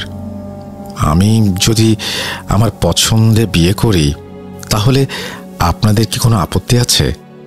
এই কথাটা বলার পেছনে কারণ হচ্ছে আমার পছন্দের একটা মেয়ে আছে। আপনারা যদি অনুমতি দেন তাহলে আমি ওকে বিয়ে করতে চাই। চাচার সব কথা শুনে দাদু বলেন, মেয়ে যদি ভালো হয়, মেয়ের পরিবার যদি ভালো হয়, তাহলে এই বিয়েতে আমাদের কোনো আপত্তি থাকবে না। আমাদের পরিবারের সবাই মিলে আগে মেয়েটাকে দেখতে যাব, এরপর এই বিয়ে নিয়ে আমার একটা সিদ্ধান্ত নেব। দাদুর সব কথা শুনে চাচা বলেন, ঠিক আছে মা, আপনারা যা সিদ্ধান্ত নেবেন তাই হবে। আমি কাল লিজাকে নিয়ে ওদের বাড়িতে যাই এবং তাদের এই বিষয়টা জানিয়ে আসি যে আমরা কালকের পর তাদের বাড়িতে সপরিবারে আসছি মেয়ে দেখার জন্য। আমি আমাদের বাড়ির একমাত্র মেয়ে হওয়ায় আমাকে সবাই খুব আদর করত, অনেক ভালোবাসত। বিশেষ করে আমার ছোট চাচার কাছে আমি ছিলাম অনেক আদরের। যাই হোক, যা বলা সেই কাজ। পরদিন দুপুরে চাচা আমাকে এসে বলেন, তাড়াতাড়ি রেডি হয়ে নে তো, কাকিদের বাসায় যাব তোর। চাচার কথা শুনে আমি খুশি মনে কিছুক্ষণের মধ্যে রেডি হয়ে যাই এবং চাচা আর আমি কাকিদের বাসায় যাওয়ার উদ্দেশ্যে বের হয়ে পড়ি হেঁটে। একটা সময় আমরা পায়ে হেঁটে চলে আসি আমাদের বাসা পার হয়ে। কিছু দূর এগোলেই একটা জঙ্গল আছে, সেখানে চাচা আমাকে সেই জঙ্গলের ভেতর দিয়ে নিয়ে হাঁটতে শুরু করেন। চাচা, আমরা এই জঙ্গলের ভেতরে যাচ্ছি কেন? আমার এমন প্রশ্ন শুনে চাচা বলে ওঠেন, এই জঙ্গলের ভেতর দিয়ে কিছু দূর এগোলেই তোর কাকিদের বাসা, এজন্য আমরা জঙ্গলের ভেতর দিয়ে যাচ্ছি। যাই হোক, হেঁটে কিছু দূর এগিয়েছি, এমন সময় আমাদের সামনে দৃশ্যমান হয় খুবই পুরনো একটি টিনের বাড়ি। এরপর চাচা এবং আমি মিলে সেই বাড়ির উঠোনে গিয়ে দাঁড়াই। বাড়ির উঠোনে গিয়ে দাঁড়াতেই চাচা মালতী, মালতী বলে ডাকতে শুরু করেন। মালতী নামটি শুনেই আমি বুঝে যাই চাচা যাকে পছন্দ করেন এটা তারই নাম। চাচার ডাক শুনে কিছুক্ষণের মধ্যেই বাড়ি থেকে বের হয়ে আসেন সাদা শাড়ি পরিহিত একজন অপরূপ সুন্দরী নারী। বাড়ির থেকে বাইরে আসলেই তিনি শুরুতে আমার নাম জিজ্ঞাসা করেন। এরপর উঠোনে দাঁড়িয়ে দাঁড়িয়ে আমাদের সাথে কিছুক্ষণ কথা বলেন। কথা শেষে সে আবার আমাদের ঘরের ভেতরে নিয়ে যান এবং বসতে দেন। বাড়িটা বাইরে থেকে দেখতে খুব একটা ভালো না হলেও বাড়ির ভেতরটা অনেক সাজানো গোছানো। যাই হোক, কাকি আমাদের বসতে দিয়ে চলে যান রান্নাঘরের দিকে। ওনাকে রান্নাঘরের দিকে যেতে দেখে আমি মালতী কাকির পিছু পিছু রান্নাঘরে যাই। রান্নাঘরে প্রবেশ করে আমি দেখতে পাই অনেক ফলমূল ও মিষ্টি সাজানো আছে, কিন্তু হাঁড়ি পাতিল বা চুলা নেই। রান্নাঘরে কাকির সাথে আমি কিছুক্ষণ বিভিন্ন কথা বলি। কথা শেষ হলে আমি আবার চাচার কাছে এসে বসে পড়ি। এরপর কাকি রান্নাঘর থেকে আমাদের জন্য বিভিন্ন খাবার নিয়ে আসেন। খাওয়া দাওয়া শেষ করে চাচা কাকিকে উদ্দেশ্য করে বলতে শুরু করেন, আপনার আর আমার বিয়ের ব্যাপারে আমি আমার বাবা মার সাথে কথা বলেছি গতকাল। আমরা সপরিবারে আপনাকে আগামীকাল দেখতে আসছি। আপনার মা কোথায়? তাকে তো দেখছি না। এই ব্যাপারে আপনার মার সাথে আজ আমি কথা বলতে এসেছি। চাচার সব কথা শুনে চাচি বলে ওঠেন, মা ওনার ঘরে শুয়ে আছেন, আপনারা বসুন, আমি মাকে ডেকে আনছি। এই বলে কাকি চলে যান ঘরে। কিছুক্ষণের মধ্যেই কাকি ফিরে আসেন একজন বৃদ্ধ মহিলাকে সাথে করে। সেই বৃদ্ধ মহিলাটি এসে আমাদের সামনে বসেন। এরপর চাচা কাকির মাকে উদ্দেশ্য করে বলতে শুরু করেন, আসসালামু আলাইকুম। আপনি যদি আমাকে অনুমতি দেন তাহলে আমি কিছু কথা বলতে চাচ্ছিলাম। ওয়ালাইকুম সালাম। হ্যাঁ বাবা, বলো, কি বলতে চাচ্ছ? কোনো সমস্যা নেই। সম্মতি পেয়ে চাচা আবার বলতে শুরু করেন, আপনার মেয়েকে আমি অনেক পছন্দ করি, ওকে আমি বিয়ে করতে চাই। আর আপনার মেয়েও আমাকে অনেক পছন্দ করে। আমি আমার মার সাথে গতকাল এই বিষয়ে কথা বলেছি। আমার মার ইচ্ছে মোতাবেক আমরা সপরিবারে আগামীকাল আপনার মেয়েকে দেখতে আসতে চাই। এই বিষয়টি জানাতেই আমি আপনাদের বাড়িতে আজ ভাতিজিকে নিয়ে আসলাম। চাচার সব কথা শুনে কাকির মা বলতে শুরু করেন, এই বিয়েতে আমার কোনো আপত্তি নেই, তবে আমার এইখানে একটা কথা আছে। তোমাদের পরিবার থেকে কাল কেউ দেখতে আসতে পারবে না। তুমি যদি আমার মেয়েকে বিয়ে করতে চাও তাহলে তুমি এখন যেমন একা এসেছো, এভাবেই একা এসে আমার মেয়েকে বিয়ে করে নিয়ে যেতে হবে। আর তোমার আর আমার মেয়ের বিয়ে পড়াবেন আমাদের পরিচিত একজন কাজী সাহেব। এছাড়া অন্য কেউ এই বিয়েতে উপস্থিত থাকতে পারবে না। এই বিয়েতে এটাই আমার শর্ত। এই বলে কাকির মা আমাদের সামনে থেকে উঠে আর কিছু না বলে ঘরে চলে যান। এমন অবস্থা দেখে চাচা আর আমি দুজনে অনেক অবাক হয়ে যাই। এরপর চাচা মালতী কাকির সাথে কথা বলেন এই বিষয়ে। মালতী কাকিও ওনার মা যেমনটা বলেছেন তেমনটা না হলে উনি বিয়ে করতে পারবেন না বলে চাচাকে জানিয়ে দেন। যাই হোক, এরপর চাচা এবং আমি মালতী কাকির কাছ থেকে বিদায় নিয়ে তাদের বাড়ি ত্যাগ করে চলে আসি। বাসায় এসে চাচা দাদুকে, আমার বাবাকে এবং অন্যান্য চাচাদের মালতী কাকির মার শর্তর কথাটি জানান। এই সকল কথা শুনে বাড়ির সবাই এই বিয়েতে দ্বিমত পোষণ করেন। সবাই বলেন, এটা কোনো শর্ত হলো? এটা কোনোভাবেই আমরা মেনে নেব না। চাচা সবার কথা শুনে বলে ওঠেন, আমি যদি বিয়ে করি তাহলে ওই মেয়েকেই করব, এছাড়া আমি বিয়ে করব না। এই বলে চাচা বাড়ি থেকে বেরিয়ে যান। এই সময় উপস্থিত আমরা সবাই লক্ষ্য করি চাচার চোখে মুখে খুবই অস্বাভাবিক একটি ভাব। যাই হোক, এভাবেই কাটতে থাকে দিনগুলো। একদিন হঠাৎ চাচা বিকেলের দিকে বাসায় আসেন মালতী কাকিকে নিয়ে। চাচা এবং মালতী কাকিকে দেখে আমাদের পরিবারের সবাই আমরা একত্রিত হই। পরিবারের সবাই আসলে চাচা বলতে শুরু করেন, আমি নিজ ইচ্ছায় মালতীকে বিয়ে করে এনেছি এই বাড়িতে। এই বিয়েতে যদি তোমাদের কোনো আপত্তি থাকে তাহলে এতে আমার কিছু যায় আসে না। আর যদি তোমরা আমাদের খুশি মনে মেনে নাও সেটা তোমাদের ইচ্ছা।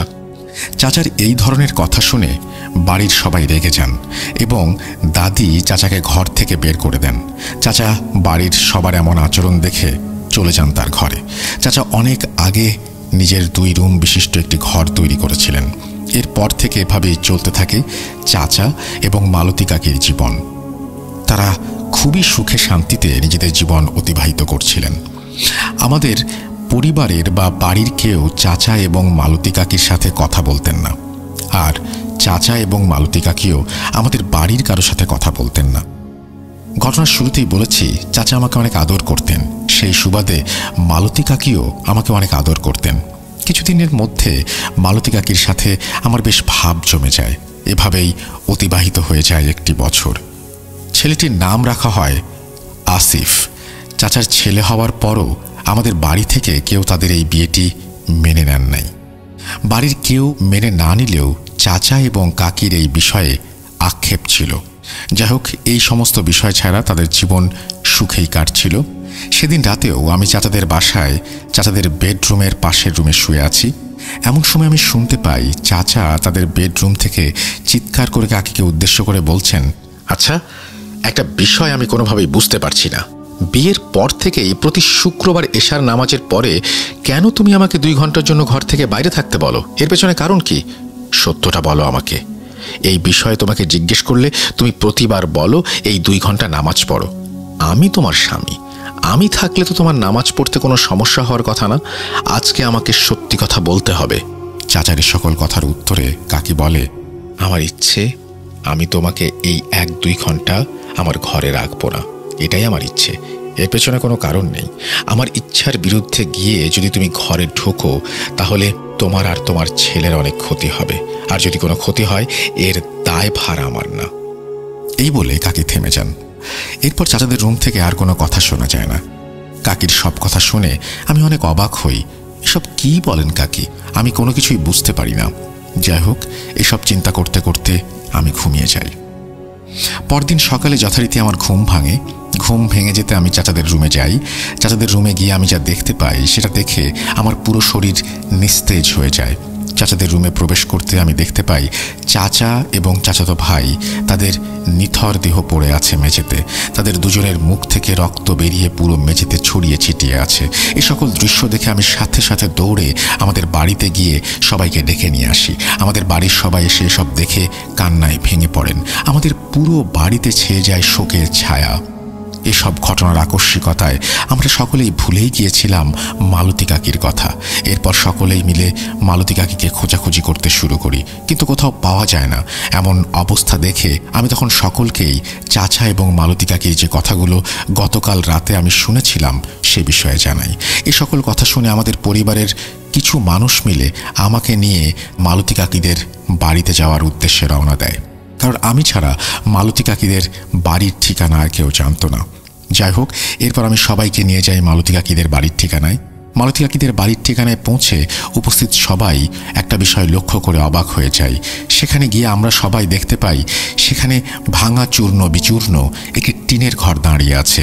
দেখে মনে হচ্ছে বছরের পর বছর এখানে কারো আনাগোনা নেই।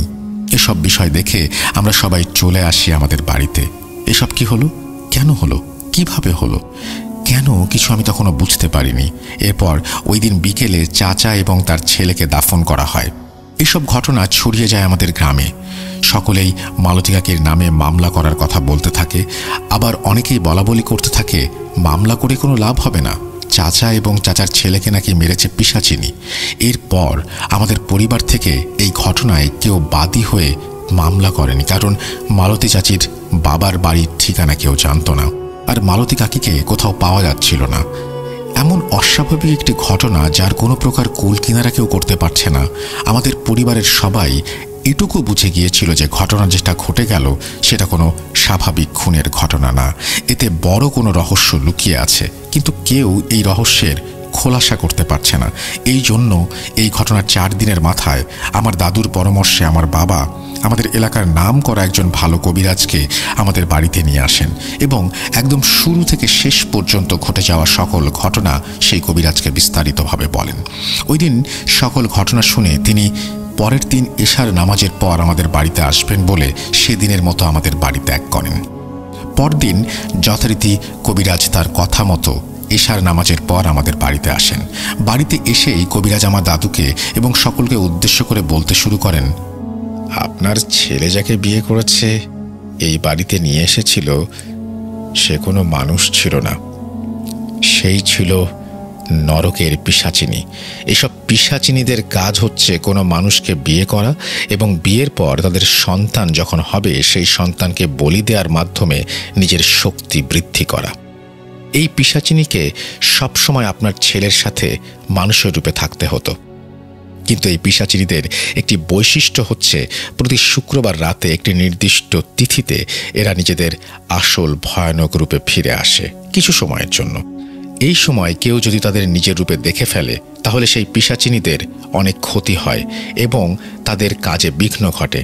সেই পিশাচিনীকে আপনার ছেলে সেদিন তার আসল রূপে দেখে ফেলেছিল। এই জন্যই সে আপনার ছেলে এবং সেই বাচ্চাটিকে হত্যা করে চলে গিয়েছে। আর হ্যাঁ, লিজাকে যত তাড়াতাড়ি পারেন এখান থেকে সরিয়ে ফেলেন অন্য কোথাও। ঈশ্বরদীতে লিজা কখনো যেন আর না আসে, এখানে আসলে ওর ক্ষতি হওয়ার সম্ভাবনা আছে। এই বলে কবিরাজ আমাদের বাড়ি ত্যাগ করে চলে যান। এর কিছুদিনের মধ্যেই ঈশ্বরদী থেকে আমাকে পাঠিয়ে দেওয়া হয় নানুদের বাসায়। আমি 2006 সালে ঈশ্বরদী শহর ছেড়ে এসেছি, এখন পর্যন্ত আর সেখানে যাওয়া হয়নি। আমি আমার নানির কাছে বড় হয়েছি, নানিরা আমাকে বিয়ে দেন। আমার সবাই থাকতেও আমি বড় হয়েছি অনাথের মতো। এই বলে আমার ওয়াইফ কান্নায় ভেঙে পড়ে। এই বলে রুবেল ভাই তার ঘটনা শেষ করেন। লিসেনার্স, হুট করেই আপনাদের একজনের সাথে পরিচয় হলো, এরপরে তার সাথে সবসময় আপনাদের দেখা হচ্ছে, কথা হচ্ছে। একটা সময় আপনি তার চলাফেরা লক্ষ্য করতে শুরু করলেন। যদি কোনো একদিন হুট করে জানতে পারেন মানুষ ভেবে যাকে আপনি বন্ধু করেছেন বা যার সাথে মিশছেন সে আসলে মানুষ না, একজন জিন, তখন বিষয়টি কেমন দাঁড়াবে একটিবার চিন্তা করে দেখবেন। পরিশেষে একটা কথাই বলতে চাই, বিশ্বাস করা বা না করা সম্পূর্ণ আপনাদের ওপর। ভাইয়াকে অনেক অনেক ধন্যবাদ আমার এই ঘটনাটি সময় নিয়ে পড়ার জন্য। প্রিয় লিসেনার্স, আপনারা সবসময় এভাবেই ভৌতিক আনন্দ পেতে থাকুন ভূত.com-এর পাশে থেকে। আমি লাজিম ইয়াসার জিয়াদ আজ এখানেই বিদায় নিচ্ছি। খুব তাড়াতাড়ি ফিরে আসবো নতুন কোনো এপিসোডে, নতুন কোনো ঘটনা নিয়ে। আসসালামু আলাইকুম। এইভাবেই তিনি তার ঘটনা শেষ করেছেন। আমার মনে হয় যে এটা যেহেতু একটা খুনের বিষয়, সুতরাং নিশ্চয়ই এখানে একটা পুলিশ কেস কেউ বাদী হয়ে না করলে হয়তো একটা পুলিশি ব্যাপার ছিল, এখানে আইনি প্রক্রিয়া ছিল, সেটা হয়তো আপনি এখানে উল্লেখ করেননি, কিন্তু আমি ধরে নিচ্ছি একটা আইনি প্রক্রিয়া ছিল। যাই হোক, চমৎকার একটা ঘটনা, এবং একটা ঘটনার জন্য একটা মানুষ তার নিজের বাড়িতে যেতে পারে না, এটা খুবই অদ্ভুত একটা ব্যাপার। আপনাদের অনেক অনেক ধন্যবাদ, এবং আশা করছি এই ঘটনাটি আপনাদের ভালো লেগেছে। যদি ভালো লাগে অবশ্যই আমাকে জানাবেন, যদি ভালো না লাগে সেটাও আমাকে জানাবেন। আমরা চলে যাব আমাদের পরবর্তী ঘটনায়। আশা করছি পরবর্তী ঘটনাটিও আপনাদের ভালো লাগবে। চলুন পরের ঘটনায় যাওয়া যাক।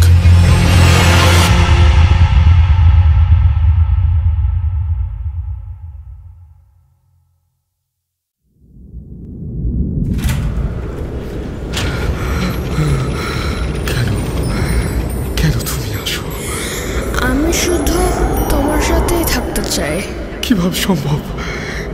মৃতদের এই পৃথিবীতে থাকতে নেই। তুমি তুমি চলে যাও, চলে যাও, প্লিজ চলে যাও। সবটাই কি ইলুশন, নাকি অন্য জগতের কেউ কখনো হাজির হয়ে যায় চোখের পলকে? ভূত.com with Russell। Welcome back. আপনাদের সবাইকে আরও একবার স্বাগত জানাচ্ছি। আমি রাসেল। আশা করছি আপনারা সবাই ভালো আছেন, ভালোর দলে আছেন। আমিও ভালো আছি, ভালোর দলে আছি। আর আজকে পরবর্তী ঘটনায় আমন্ত্রণ জানাচ্ছি আপনাদেরকে। ঈদের অগ্রিম শুভেচ্ছা আরও একবার। আপনাদের এই চলা আনন্দময় হোক এবং ঈদ ভালো কাটুক প্রিয়জনের সাথে, সবার সাথে, এই প্রত্যাশা রেখে আবারও চলে যাচ্ছি পরবর্তী ঘটনায়।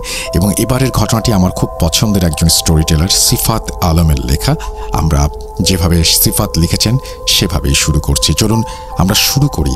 মনে রাখবেন, আমাদের RJ Russell Booth.com ইউটিউব চ্যানেলটি সাবস্ক্রাইব করতে হবে আপনাকে, যাতে আপনি রেগুলার সমস্ত আপডেট পেয়ে যান। আমরা চলে যাচ্ছি আমাদের পরবর্তী ঘটনায়। আসসালামু আলাইকুম প্রিয় শ্রোতা বন্ধুরা এবং রাসেল ভাই। ঈদ মুবারক, ঈদ মুবারক, ঈদ মুবারক। সবাইকে পবিত্র ঈদুল আজহার শুভেচ্ছা জানাচ্ছি। আশা করি আপনারা সবাই আল্লাহর রহমতে ভালো আছেন এবং সুস্থ আছেন। আমিও ভালো আছি আপনাদের দোয়ায়, আল্লাহর রহমতে।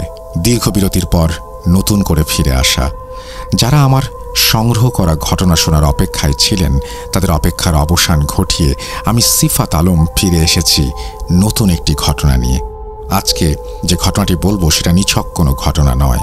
আজকের ঘটনাটি যেমন প্রতিশোধের নেশায় হিতাহিত জ্ঞান হারিয়ে ফেলা, অন্ধকার জগতে নিয়ে যাওয়ার সাক্ষী দেবে, তেমনি কাছের মানুষের প্রতি ভালোবাসা, মায়া, মমতা এসবের প্রমাণ দেবে। এমন ভিন্নধর্মী ঘটনা যখনই পাই তখনই আপনাদের সাথে শেয়ার করার লোভ কোনোভাবেই সামলাতে পারি না। তাই আজ আবার ফিরে আসা। আজকের ঘটনাটি আমি যার কাছ থেকে কালেক্ট করেছি তার পরিচয় নিয়ে কথা বলা সম্ভব নয়। তাই কোনো প্রকার পরিচয় পর্বে না গিয়ে সরাসরি কথকের বাচন ভঙ্গিকে অনুসরণ করেই শুরু করছি আজকের ঘটনা। রাসেল ভাইয়ের কাছে অনুরোধ, ঘটনার ভেতরের ভুল ত্রুটিগুলো দয়া করে ক্ষমা সুন্দর দৃষ্টিতে দেখবেন। শুরু করছি আজকের ঘটনা।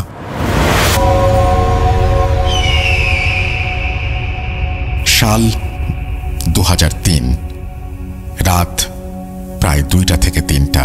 আশেপাশে কেউ যেন ফুপিয়ে ফুপিয়ে কেঁদেই চলেছে। তার কান্না জর্জরিত ভাঙা ভাঙা কণ্ঠে যেন কিছু বলছে। না, সে কোনো বিলাপ করছে না, তবে তার কান্নাতে তার মনের ভেতরে চলমান প্রচণ্ড ব্যথার ছাপ যেন স্পষ্ট। আমি খানিকটা এগিয়ে গেলাম এই কান্নার উৎস খোঁজার জন্য। সামান্য দূরে গিয়ে কান্নার উৎস পেয়েও গেলাম। আমি কি সে সময় দেখেছি তা এই মুহূর্তে বলছি না, তবে ছেলেটি কি বলছে তা এবারে স্পষ্ট বুঝতে পারছি। তার বেদনাগ্রস্ত কণ্ঠে উচ্চারিত হচ্ছিল, যারা তোমার এই অবস্থার জন্য দায়ী, আমি তাদের সব সফলতার পথে কাঁটা হয়ে দাঁড়াবো। সেই কাঁটা পায়ে বিধে তারা সফলতার দুয়ারের সামনে মুখ থুবড়ে পড়বে, কিন্তু সেই দুয়ার ভেদ করতে পারবে না। আজ থেকে আমার যুদ্ধ শুরু। আমি আমার জীবনের লক্ষ্য ঠিক করে নিয়েছি। যত দিন বেঁচে থাকবে তাদেরকে আমার গোলাম বানিয়ে রাখবো। তারাও একদিন আমার কাছে এসে এভাবে চোখের অশ্রু ঝরিয়ে তাদের পথ থেকে আমাকে সরে দাঁড়াতে বলবে। সেদিন আমি হাসব আর তারা কাঁদবে, কিন্তু আমার মনে তাদের জন্য কোনো করুণার জন্ম হবে না। আমি তাদের পথে আরও কাঁটা বিছিয়ে দেব। তাদের ধ্বংস না দেখে আমি কিছুতেই ক্ষান্ত হব না, কিছুতেই না। তুমি দেখে নিও, তোমার কাছে এই আমার শেষ প্রতিজ্ঞা। ছেলেটির কথা শুনে যে কেউ বুঝতে পারবে তার মনে জমে আছে কারোর জন্য তীব্র ঘৃণা, যাদের জীবনটাকে শেষ করে দেবার জন্য সে যে কোনো পর্যায়ে অতিক্রম করতে প্রতিজ্ঞাবদ্ধ। কিন্তু কেন? এর পেছনে নিশ্চয়ই কোনো গল্প আছে। কি সেই গল্প? সেই গল্প জানার উদ্দেশ্যে আমি তার কাছে যাবার জন্য কেমন যেন এক অজানা আকর্ষণ অনুভব করি। আমার মনে তার গল্প জানার যে কৌতূহল জন্ম নিয়েছিল তার ফলাফল তখনও আমার অজানা। তবু আমি তার কাছে গিয়ে কথা বলার চেষ্টা করি। এর পরের কাহিনীটা না হয় শেষের জন্যই জমা থাক। এখানে যে ছেলেটির কথা বলছি তার নাম রূপক। খুবই সাধারণ গরিব পরিবারের ছেলে। থাকার জন্য না ছিল বাড়ি, না ছিল উদরপূর্তির জন্য পর্যাপ্ত খাবার। মাথা গোঁজার ঠাঁই হিসেবে ছিল রেল লাইনের ধারের ছোট্ট একটা বস্তি। সেখানেই রূপক তার বাবা মা আর ছোট বোনকে নিয়ে থাকত। কিন্তু আজ সেই রূপকের কোনো হদিস পাওয়া যাচ্ছে না। হঠাৎ করেই কোথায় যেন হারিয়ে গেছে সে। শেষ যখন তাকে দেখেছিলাম তখন তার চেহারায় ছিল অন্যরকম এক প্রশান্তি। তার আর্থিক অবস্থাও ঘুরে দাঁড়িয়েছিল। কিন্তু রূপকের আসল পরিচয় হিসেবে যদি বলি সে একজন সাধারণ মানুষ, তাহলে সেটা হবে ভুল অথবা মিথ্যা। তার পরিচয় আমার থেকে ভালো কেউ জানে না। রূপক ছিল একজন তন্ত্র সাধনার উজ্জ্বল নক্ষত্র। সামান্য বস্তিতে থাকা একটা ছেলে কিভাবে তন্ত্র সাধনা শেখে আর কেনই বা শেখে, এই প্রশ্নটি হয়তো আপনাদের মনে ঘুরপাক খাচ্ছে। একটু অপেক্ষা করুন, এই ঘটনার সব জট আস্তে আস্তে খুলবে, আর সেটা খুলব আমি। রূপক সাধারণ কোনো তান্ত্রিক ছিল না। সে ছিল খুবই আক্রমণাত্মক একজন তান্ত্রিক। সে কারোর ক্ষতি করার জন্য তন্ত্র সাধনা করত, ব্যাপারটা তেমন নয়। কিন্তু তাকে আমি এর মাধ্যমে কারো উপকারও করতে দেখিনি। মাসের পর মাস, বছরের পর বছর সে তার শিকারের জন্য অপেক্ষা করত। হ্যাঁ, শিকার খুঁজে বেড়াত। কিন্তু এই যে সে শিকার নয়, এই শিকারের কিছু বৈশিষ্ট্য ছিল। এই শিকার শুধুমাত্র রূপকের একার শিকার ছিল না, বরং এই শিকার ছিল অন্য আরেকজনের। তার নাম হাসিদ আল রুহ। এই নাম কোনো সাধারণ নাম নয়, এই নাম তার নিজের দেয়া নাম। আল রুহ পরিচয় সম্পর্কে আমি সেই মুহূর্তে অবগত ছিলাম না। যখন জানলাম তখন মনে হলো মানুষের জীবন কখন কোন দিকে মোড় নেয় সেটা জানা গেলে কত ভালোই না হতো। সেসব কথা থাক। রূপকের মোট 4টি শিকার ছিল, সেগুলো বলছি একে একে। শিকার 1। প্রথম শিকার ছিল 19 বছর বয়সী একজন তরুণী যার নাম আসমা। আসমা তখন সবেমাত্র কলেজে ভর্তি হয়েছে, আর 5টা মেয়ের মতো তার জীবনটাও স্বাভাবিক, হাস্যোজ্জ্বল আর সুন্দর ছিল। কিন্তু হঠাৎ তার এই আলোয় ভরা জীবনে কারোর নজর লেগে যায়। আসমা মাঝে মাঝে রাতে বাজে স্বপ্ন দেখতে শুরু করে। স্বপ্নে সে দেখতে পায় সে একজন বিবাহিতা নারীর সাজে সজ্জিত। তাকে কবুল বলতে বলা হচ্ছে, কিন্তু সে চাচ্ছে না। এই স্বপ্নে তার হবু স্বামীকে সে কখনোই দেখতে পেত না। এছাড়াও স্বপ্নে কেউ হয়তো তার সাথে জোর জবস্তি করার চেষ্টা করত। নিজেকে বাঁচাতে গিয়ে তার দম যেন বন্ধ হয়ে যেত।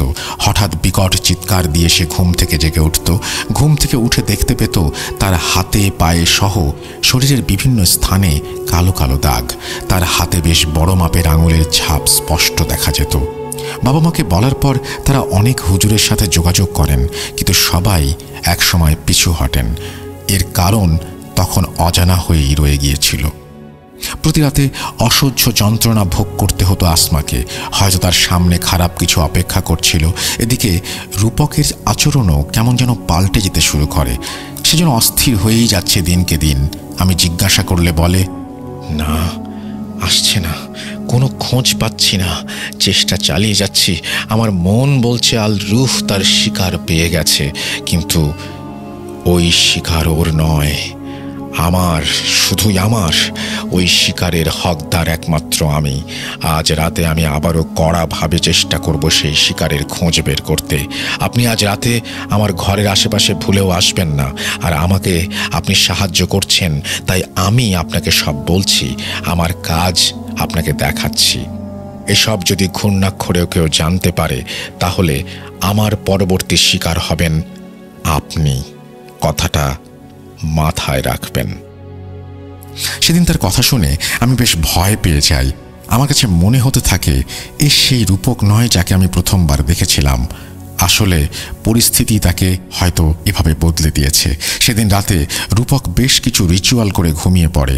পরদিন সকালে সে আমাকে একটি ছোট কাগজে লিখে পাঠায়। আমাকে সাথে নিয়ে এক জায়গায় যাবে বলে জানায় সেই কাগজে। আমি বিকেলের দিকে রূপকের সাথে দেখা করি। তাকে দেখে বেশ উত্তেজিত লাগছিল। কিছু জিজ্ঞেস করার সুযোগ না দিয়েই বলতে শুরু করলো, ভাই, পেয়ে গিয়েছি।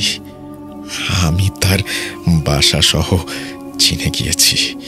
আর দেরি করা যাবে না, আসুন, এখনই বাসায় যাব। আমি রূপকের কথার মাথামুন্ডু কিছুই না বুঝে তার দিকে হাঁ করে তাকিয়ে রইলাম। আমাকে চুপচাপ দাঁড়িয়ে থাকতে দেখে সে আমার হাত টেনে ধরে কোথায় যেন নিয়ে যেতে শুরু করে। আমি কেমন যেন ঘোরের মধ্যে চলে গেলাম। হঠাৎ তার কণ্ঠ শুনে চেতনা ফিরে পেলাম। দেখলাম আমি একটি ছোট টিনের বাড়ির সামনে দাঁড়িয়ে। এই জায়গাটা আমি চিনি না, আগে কখনো আসিনি, কিন্তু মনে হলো যেন কয়েক সেকেন্ডের মধ্যে আমি এখানে চলে এসেছি। রূপক আমাকে নিয়ে সেই বাসায় কড়া নাড়ল। এক মধ্যবয়সী মহিলা দরজা খুলে দিলেন। আমাদের পরিচয় জানতে চাইলে রূপক ওনাকে জিজ্ঞাসা করেন, চাচি, কিছু মনে করবেন না, আপনি আমাদের চিনবেন না। আপনার মেয়ের নাম আসমা, তাই না? আসলে আমার পরিচিত এক ইমামের মাধ্যমে আসমার অসুস্থতার কথা জেনে আমি এখানে এসেছি ওর সাথে দেখা করতে। দেখা করা যাবে? রূপকের কথা শুনে মহিলা আর কোনো প্রশ্ন না করেই মেয়ের সাথে দেখা করতে রাজি হয়ে যান। কেননা মেয়ের সুস্থতাই এখন ওনার সব থেকে বড় বিষয় হয়ে দাঁড়িয়েছিল। আসমার সাথে দেখা করার পর আমার মনে হচ্ছিল আমি হয়তো কোনো কঙ্কালের গায়ে জড়ানো চামড়ার একজন মানুষ দেখছি। এত জীর্ণ শরীরের কোনো মানুষ আমি এর আগে দেখিনি। আসমার মা কাঁদতে কাঁদতে আমাদেরকে আসমার সমস্যাগুলো খুলে বলেন। আমি একটু আগেই উল্লেখ করেছিলাম। রূপক তখন আসমার মায়ের হাতে একটি কাগজ দিয়ে বলেন, ওই কাগজে মোড়ানো আছে এক বিশুদ্ধ উনুনের ছাই। এই ছাই যেন প্রতি রাতে আসমার মাথায় লাগিয়ে দেয়া হয়। এছাড়া সে এক বোতল পানি বের করে কি যেন পড়ে তাতে ফোঁ দিয়ে আসমাকে খেতে বলে। আসমা সেই পানি পান করে। রূপক মহিলাকে বলে, আজ থেকে আগামী 3 দিন খুবই বিপজ্জনক। এই সময় আসমা যেন ঘরের বাইরে না বের হয়, আর কোনোভাবেই এই ছাই লাগানোর কথা যেন ভুলে না যান। এই বলে রূপক আমাকে নিয়ে চলে আসে। আমি রূপককে জিজ্ঞাসা করি, ওটা কিসের ছাই? উত্তরে সে বলে, আজ না, অন্য একদিন বলবো। যদি আমার ভাগ্যে থাকে তাহলে নাকি আমি জানতে পারবো। তার উত্তরে কেন জানি না আমি সন্তুষ্ট হতে পারিনি। তাকে পুনরায় প্রশ্ন করি, 3 দিন কেন বিপজ্জনক? উত্তরে রূপক বলে, আপনি সব জানতে পারবেন, কিন্তু এখন না, 3 দিন পর। এই 3 দিন আমার সাথে কোনো প্রকার যোগাযোগ করবেন না। 3য় দিন আপনি সব জানতে পারবেন। কিভাবে জানতে পারবেন সে প্রশ্নও করবেন না। আমি তাকে আর কোনো প্রশ্ন না করে বাসায় ফিরি। 3 দিন পর কি হবে ভাবতে ভাবতে আমি অস্থির হয়ে পড়ি। এই 3 দিন আমার কাছে 3 বছরের মতো লম্বা মনে হচ্ছিল। 3 দিন পর রাতে ঘুমিয়ে আমি একটা অদ্ভুত স্বপ্ন দেখি। আমি দেখি লম্বা আলখেল্লা পরা একজন ব্যক্তি ভারী কণ্ঠে বলছে, কাজটা কি ভালো করলি? আমার শিকার কেড়ে নিয়ে ভেবেছিস শান্তিতে ঘুমাবি? একটা শিকার গিয়েছে তাতে কি, এতে আমার কোনো ক্ষতি হয়নি। মাঝখান দিয়ে তোর বেশ কিছু কাঠখড় পোড়াতে হলো। কতদিন এভাবে আমার শিকার কেড়ে নিবি? পারবি না, পারবি না। পাশ থেকে ভেসে আসে কণ্ঠ। সে বলে, আমার কোনো কিছুই মনে রাখার নেই। আমার শুধু মনে আছে প্রতিজ্ঞা। তোর সব কর্মের মাঝে বাধা হয়ে দাঁড়াবো আমি। তোকে তোর উদ্দেশ্য হাসিল করতে আমি দেব না। মনে রাখিস, আমিও আমার কথার খেলাপ করি না। রূপকের কথা শেষ হতে না হতেই রূপকের সাথে সেই ব্যক্তির তুমুল যুদ্ধ শুরু হয়। রূপককে আমি চিনতে পারছিলাম না। তার পেছন থেকে যেন মানবরূপী বিশাল দেহী এক পশু আকৃতির কোনো কিছু বের হয়ে এসে সেই ব্যক্তির মুখে সজোরে থাবা বসিয়ে তাকে ছুঁড়ে ফেলে দেয় কয়েক ফুট দূরে। রাগে ফুঁসতে ফুঁসতে সেই ব্যক্তি রূপককে হুমকি দিয়ে চলে যায়। হঠাৎ আমার মনে হলো রূপক আমার দিকে তাকিয়ে হাসছে আর বলছে, বলেছিলাম না সব জানতে পারবেন। তার চোখ টকটকে লাল, তার মুখের হাসি যেন স্বয়ং শয়তানের হাসিকেও হার মানাতে বাধ্য। আমার ঘুম ভেঙে যায়, ঘেমে নিয়ে আমি একাকার। সকালে রূপকের সাথে দেখা করি। আমাকে দেখে সে বলে, আপনি তো সব জেনেই গিয়েছেন, তাই আর কিছু জিজ্ঞেস করবেন না। আমি আসমার খোঁজ নিয়ে এসেছি, সে এখন ভালো আছে, তবে তাকে এখনো আরও কিছুদিন সেই ছাই ব্যবহার করতে হবে। আমি রূপককে জিজ্ঞাসা করি, এবার কি, আর কি করতে চাও? উত্তরে রূপক একটা শব্দই বলে, আর তা হলো অপেক্ষা। আল রুহ আবার নতুন শিকার খুঁজবে। যখনই সে শিকার পাবে তখনই আবার রূপকের কাজ শুরু হবে। এর মাঝে রূপক প্রতিদিনই শ্মশানে আর কবরস্থানে কাটাতে শুরু করে। আমি এর কারণ জানতে চাইলে সে বলে, আল রুহ নাকি কোনোভাবেই থামবে না। সে আরও ক্ষমতা অর্জন করে ফিরে আসবে মোকাবেলা করার জন্য। শিকার হাতে না পেলে যদিও তার ক্ষমতা খুব একটা বাড়বে না, কিন্তু সেও তন্ত্র সাধনা করে, শক্তি অর্জন করতে সেও পারে। শিকার না পেয়ে সে এখন ঘায়েল বাঘের মতো, আর আঘাতপ্রাপ্ত বাঘের থাবা খুবই ভয়ঙ্কর। তাই রূপককেও আল রুহ মুখোমুখি হবার জন্য তৈরি থাকতে হবে যে কোনো পরিস্থিতি মোকাবেলা করার জন্য। দেখতে দেখতে দিন, সপ্তাহ, মাস কেটে যায়। অপেক্ষার শেষ হয় না। রূপকের সাথে অনেক দিন আমার দেখা সাক্ষাৎ নেই। আমি একরকম ভুলেই গিয়েছি তার কথা, কিন্তু হঠাৎ একদিন তার কথা মনে পড়ে যায়। আমার নিজের জন্য না, আমার খুব কাছের কারো জন্য মনে পড়ে। আমি হন্যে হয়ে রূপককে খুঁজতে শুরু করি, কিন্তু তার দেখা মেলে না। প্রায় 4-5 দিন কেটে যায়। আমি এমন কোনো উপায় রাখিনি আমার সেই কাছের মানুষকে বাঁচিয়ে রাখার জন্য, কিন্তু আমার মনে হচ্ছে আমি পারবো না। একা একা বাড়ির পেছনে বসে আছি আর মনে মনে প্রচণ্ড চিৎকার করেই চলেছি। সেই চিৎকারের শব্দ কেউ শুনছে না, আমি নিজেও না। কেননা সব চিৎকারের আওয়াজ হয় না। চোখের পানির যেমন ঝর্ণার মতো গাল বেয়ে বয়ে চলেছে, থামার নাম নেই। হঠাৎ আমার কাঁধে কেউ একজন হাত দিয়ে ভারী কণ্ঠে বলল, চিন্তা করবেন না, সব ঠিক হয়ে যাবে। আমি পেছন ফিরে অবাক হয়ে যাই। যাকে 4-5 দিন ধরে পাগলের মতো হন্যে হয়ে খুঁজছি, সে আমার পেছনে দাঁড়িয়ে। তাকে চেনা যাচ্ছে না তেমন। আগের রূপক এবারের রূপকের মধ্যে অনেক পার্থক্য। জীর্ণ শরীরের রূপক আজ সুঠাম দেহের অধিকারী। তার পরনের জামাগুলো যেন খুব দামি। তাকে দেখে আমি মনে মনে কত যে খুশি হয়েছি ভাষায় প্রকাশ করতে পারবো না। দাঁড়িয়ে উঠে তাকে জড়িয়ে ধরে বলি, ভাই, আমার বোনকে বাঁচাও। আমার বোনের অবস্থা খুব খারাপ, সে বিছানায় একেবারে মৃত মানুষের মতো পড়ে আছে। বাঁচাও তাকে, ভিক্ষা চাইছি তোমার কাছে। ভাই, তুমি বাঁচাও ওকে।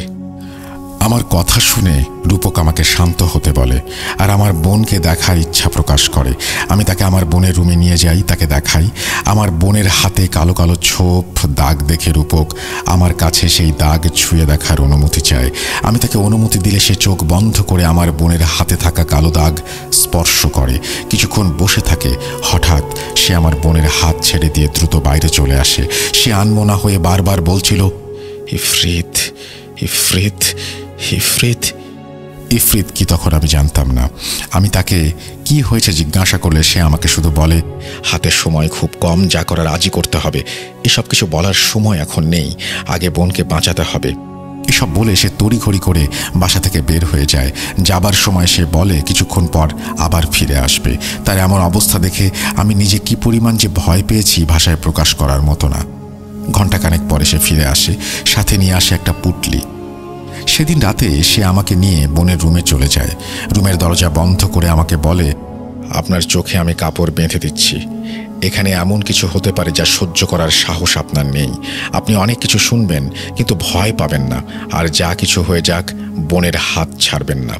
এই কথা বলে সে আমার চোখ বেঁধে বাম হাতে কিছু একটা ধরিয়ে ডান হাত দিয়ে আমার বোনের হাত শক্ত করে ধরে রাখতে বলে। আমি তার কথা মতোই কাজ করি। আশেপাশে কোনো শব্দ নেই, চারপাশে একেবারে নিশ্চুপ। রূপকের উপস্থিতিও টের পাচ্ছি না। ভয়ে আমার আত্মা শুকিয়ে যাচ্ছে। হঠাৎ রূপকের আওয়াজ শুনি। সে কাউকে উদ্দেশ্য করে বলছে সে তার আসল পরিচয় পেয়ে গেছে। আমি রূপকের কথা ছাড়া অন্য কারো কথা শুনতে পাচ্ছি না, কিন্তু মনে হচ্ছে রূপক কারোর সাথে কথা বলছে।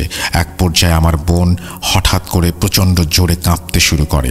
আমার হাত ছাড়ানোর জন্য সে পাগল হয়ে যায়। শুরু হয় চিৎকার, আর্তনাদ।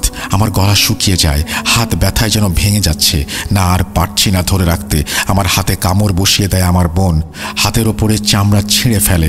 ব্যথায় আমি হাও মাও করে কেঁদে উঠি। রুমের ভেতরে যেন ঝড় বয়ে যাচ্ছে। রূপকের চিৎকারে আর আমার বোনের আর্তনাদে আমি যেন হিতাহিত জ্ঞান হারিয়ে ফেলছি।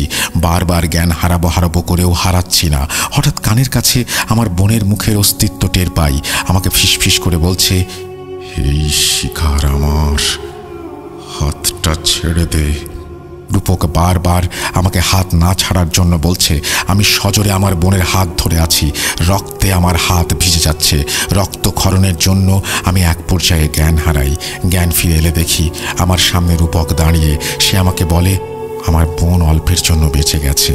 আর কিছুক্ষণ আগে আমি হাত ছেড়ে দিলে তাকে হয়তো আর বাঁচানো যেত না।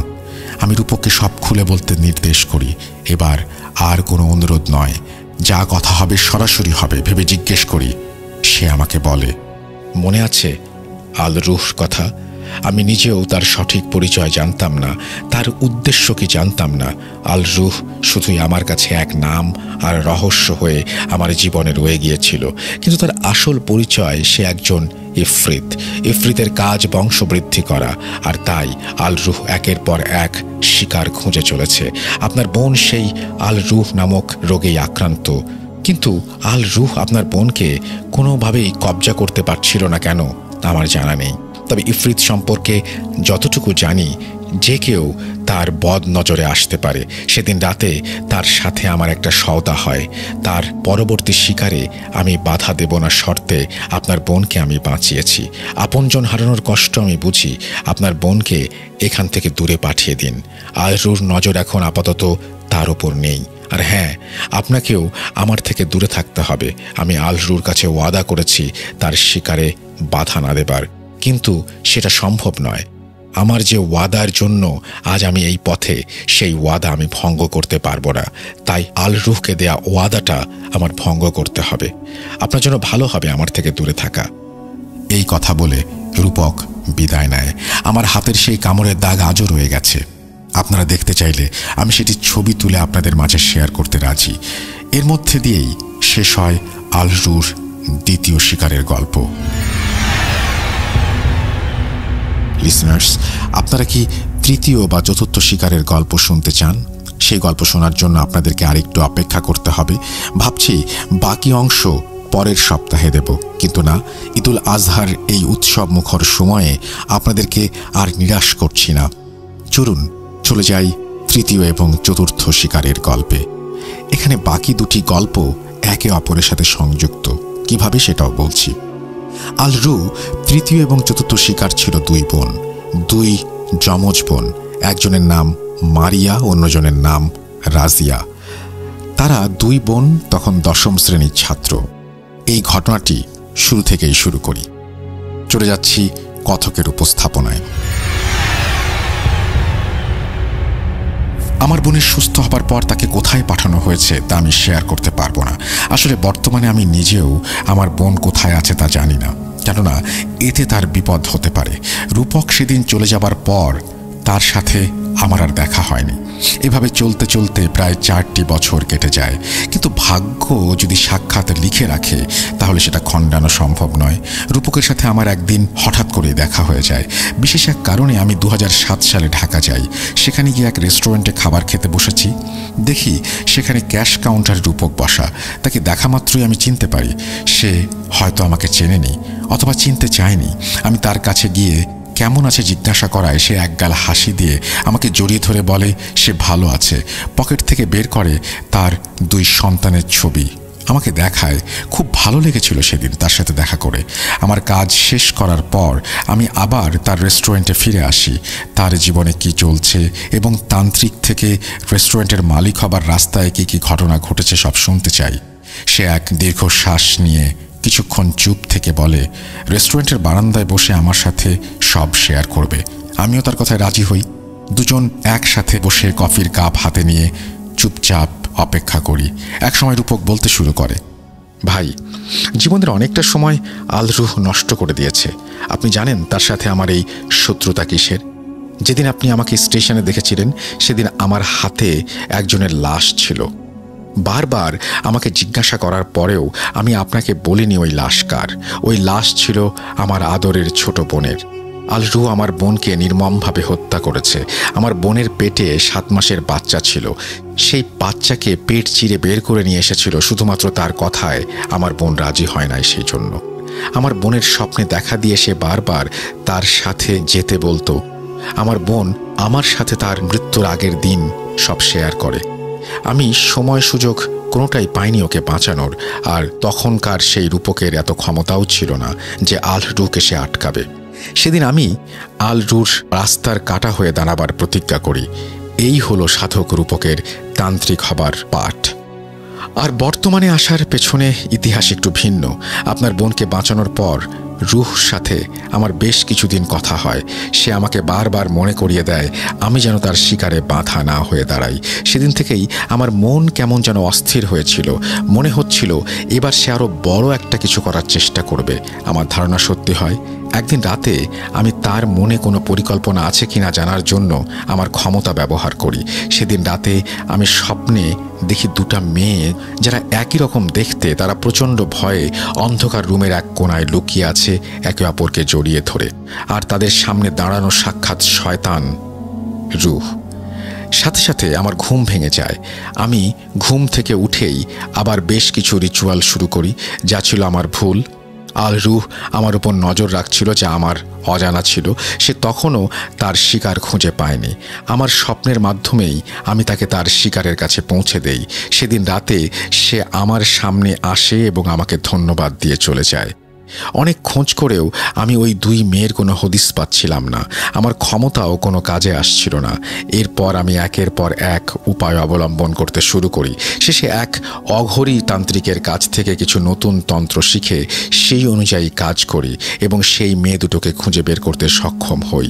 আমি অনেক দেরি করে ফেলেছিলাম। সেই 2 মেয়ে তখন আলরুর কবজায় চলে গিয়েছে। মেয়ে দুটি ছিল এতিম। এতিমখানা থেকেই তাদের লেখাপড়ার ব্যবস্থা ছিল, কিন্তু তাদের আচরণগত পরিবর্তনের জন্য তাদেরকে একটি কক্ষে রাখা হয়। এতিমখানায় গিয়ে আমি অনেক কষ্টে তাদের সাথে দেখা করি। তাদেরকে দেখে আমি অবাক হয়ে যাই। 2 জন জীর্ণশীর্ণ মেয়ে একসাথে বসে আছে।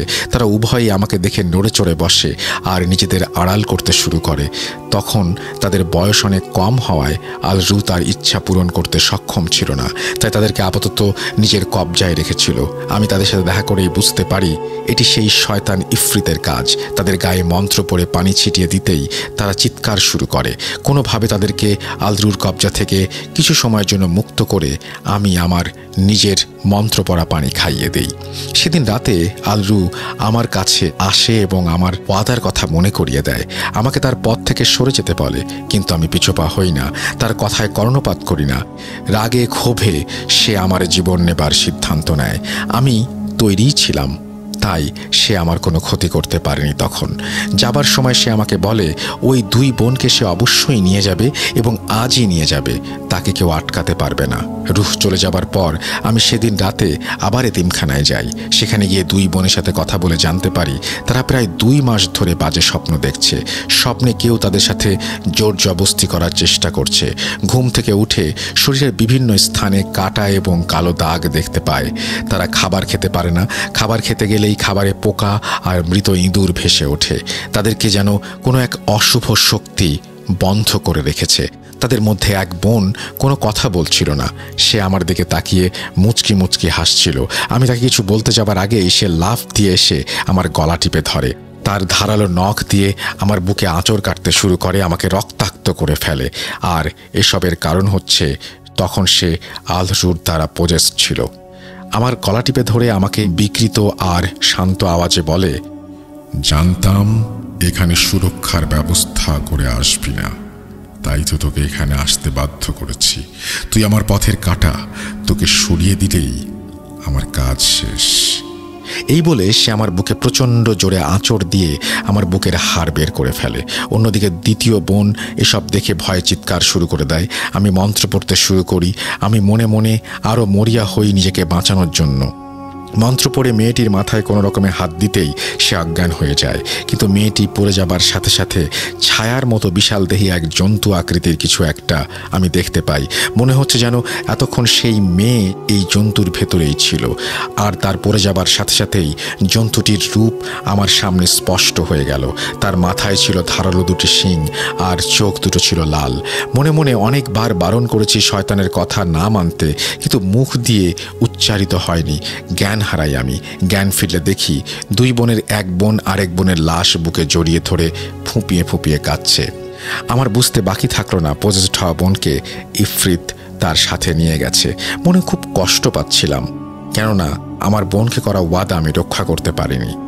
রুমের বাইরে এসে কোনো রকমে স্টাফদের সাহায্যে হাসপাতালে যাই। স্টাফরা আমার এই অবস্থা দেখে হতবাক হয়ে যান। আমি রাগান্বিতভাবে বলি, নাটক করছেন? কারো চিৎকারের কোনো শব্দই কি আপনাদের কানে আসেনি? উত্তরে তারা কেউই কোনো শব্দ শুনতে পায়নি বলে। বুঝতে পারলাম এটাও ইফরিতের কাজ। হাসপাতালে যাবার পর আমার বুকে একটি বড় ধরনের সার্জারি হয়। সার্জারি শেষে আমার জ্ঞান ফিরে এলে আমি আমার পাশে কাউকে না দেখে মনে মনে ভাবি, আমার মতো মানুষের পাশে কে থাকবে? আমি তো এতিম, না আছে বাবা না আছে মা। যাও এক বড় বোন ছিল, তাকেও ইফরিত দুনিয়া ছাড়া করেছে। এই দুনিয়ায় আমার কেউ নেই, ঠিক ওই মেয়েটার মতো।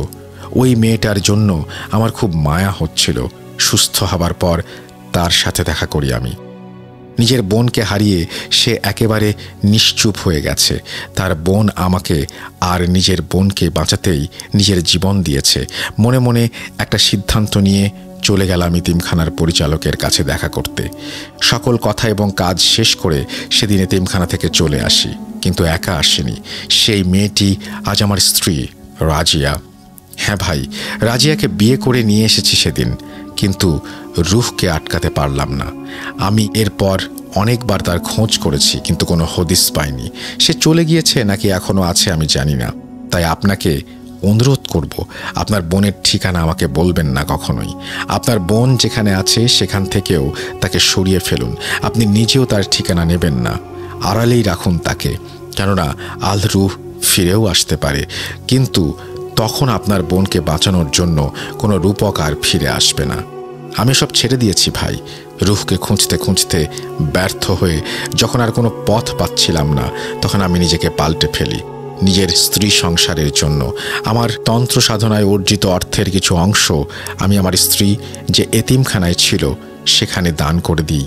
বাকি টাকা দিয়ে এই রেস্টুরেন্ট চালু করি। স্ত্রী আর 2 সন্তান নিয়ে সুখেই আছি। আর আগের রূপক হতে চাই না রুহ পথের কাঁটা হতে, কেননা মৃত বোনকে করা প্রতিজ্ঞার জন্য জীবিত স্ত্রী সন্তানদের হাত ছেড়ে দিতে পারি না। আর তাই আজ সাধারণ মানুষ হিসেবেই রয়ে গেলাম। জানি না রুহ এখন কোথায়, তবে তার সাথে আর কখনো দেখা হোক সেটা আমি চাই না। অনেক শুনেছি মানুষ জাতি জিনকে বশ করে, বন্দি করে, টর্চার করে, কিন্তু সত্যিকারে তা হয় কি না আমার জানা নেই। ইফরিতের মোকাবেলা যারা করেছেন তারাই কেবল জানেন ইফরিতের ক্ষমতা কত বেশি, কতটা ভয়ঙ্কর। আমি জানি, নিজের চোখে দেখেছি, তাই আর দেখতে চাই না। ভেবেছিলাম এসব নিয়ে আর আলোচনা করব না, কিন্তু আপনার বোনের ঠিকানা কেউ যেন জানতে না পারে, তাই এই ব্যাপারটা আপনাকে সাবধান করতেই খুলে বললাম। রাতের খাবারটা খেয়ে যাবেন। এই বলে রূপক তার ঘটনার ইতি টানে। জীবনটা বড়ই অদ্ভুত। একজনের আত্মত্যাগের জন্য 2টি প্রাণ বেঁচে যায়। নিজের কথা না ভেবে মানুষ আপনজনের জন্য নিজের জীবন অনায়াসে কুরবান করে দেয়। এই জন্যই মনে হয় কুরবানির অর্থ ত্যাগ। আর সেই কুরবানি ঈদে আমি সিফাত আলম আপনাদের কুরবানি যেন আল্লাহ তাআলা কবুল করেন সেই দোয়া করে বিদায় নিচ্ছি। এই বলে সিফাত তার ঘটনা শেষ করেছেন। থ্যাংক ইউ সো মাচ সিফাত আপনার ঘটনার জন্য। আশা করছি এই ঘটনাটা আপনাদের ভালো লেগেছে। যদি ভালো লাগে অবশ্যই আমাকে জানাবেন। আমরা চলে যাব আমাদের পরবর্তী ঘটনায়। তবে তার আগে বলি যে অনেকেই হয়তো হাটে আছেন এই মুহূর্তে, যদিও রাত অনেক, তারপরে হয়তো অনেকে হাটের কাজ এখনও শেষ করতে পারেননি। আপনাদের সবার জন্য অনেক শুভকামনা থাকলো। পছন্দের পশুটি নিয়ে যেন বাড়ি ফিরতে পারেন, এটা খুব জরুরি। এবং আপনারা যেখানেই থাকুন নিরাপদে থাকুন, সুস্থ থাকুন, সেই প্রত্যাশাই রাখি। আমরা চলে যাব আমাদের পরবর্তী ঘটনায়।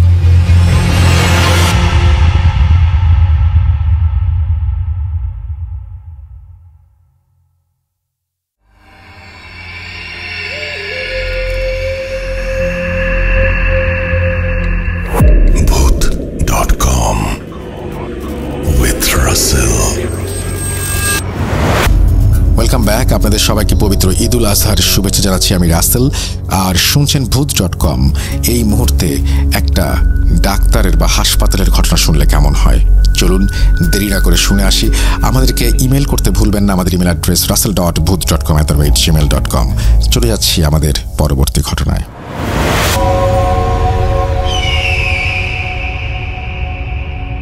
আসসালামু আলাইকুম রাসেল ভাই, আমার নাম কৌশিক গাঙ্গুলি।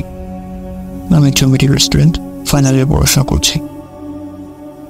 অনেক দিন ধরে ভাবছি আপনাদের ঘটনা পাঠাবো, কিন্তু হয়ে ওঠে না। আমি অনেক আগে থেকে শুনি, 2012 সাল থেকে শুনছি। তখন FM রেডিও যুগ ছিল, সেভাবে শুনতাম। আমাদের একটা নস্টালজিক ভ্যালু কাজ করে। তো আজকে যা ঘটনাটা পাঠিয়ে ফেললাম, আশা করি আপনাদের ভালো লাগবে এবং সিলেক্ট করলে আমি খুবই আনন্দিত হব। তো ঘটনাটি এখান থেকে অনেক বছর আগের, অনেক বছর বলতে 10-11 বছর আগের একটি ঘটনা। আমার বাবার চাকরির সুবাদে আমি যশোর পলিটেকনিক কোয়ার্টারে থাকতাম। পলিটেকনিক কলেজের কোয়ার্টারে থাকতাম, টিচার্স কোয়ার্টার। তো টিচার্স কোয়ার্টারের পাশে একটা বিল্ডিং ছিল, সেখানেও টিচার্সরা থাকতেন। কিন্তু সেই বিল্ডিং অনেক রকম সমস্যা হতো, সেই জন্য মানুষ ওখানে থাকতে চাইতো না। থাকলে বিভিন্ন প্রবলেম ফেস করতো, যেমন মৃত মানুষের শব্দ, ডাকার শব্দ, পরিচিত কেউ মারা গেছেন কিছু বছর আগে, সে হঠাৎ করে ডাকছেন, এমন কিছু শব্দ মানুষ এরকম উইয়ার্ড কিছু এক্সপিরিয়েন্স করতো। তো ফলে কিন্তু ওখানে বসে বসে চাহিদা থাকায় ওখানে হুজুর ডেকে ফ্ল্যাটটাকে বন্ধ করে দেওয়া হয় ধর্মীয় রীতিনীতি অনুসারে সেভাবে। তো বন্ধ করার পর ওখানে আবার মানুষজন থাকা শুরু করে, সেভাবে কোনো সমস্যা বা কমপ্লেন আসে না। কিন্তু আমার বাবা তখন হোস্টেল সুপারের দায়িত্বে ছিলেন। তো একদিন বাবা পরিদর্শনের জন্য হোস্টেলে যান, গিয়ে সেখানে দেখতে পান যে একটি মেয়ে বেশ অসুস্থ আছেন, তার চোখে মুখে ভয় ছাপ। বাবা সে মেয়েটিকে জিজ্ঞেস করেন কি হয়েছে, ওর সমস্যা? মেয়েটার বান্ধবী সে বলে, স্যার ও কিছু বলতে পারবেন আজকে। বাবা স্বভাবতই কৌতূহলী হলেন। তখন তিনি সেই মেয়েটিকে জিজ্ঞেস করলেন যে গতকাল রাতে কি হয়েছিল,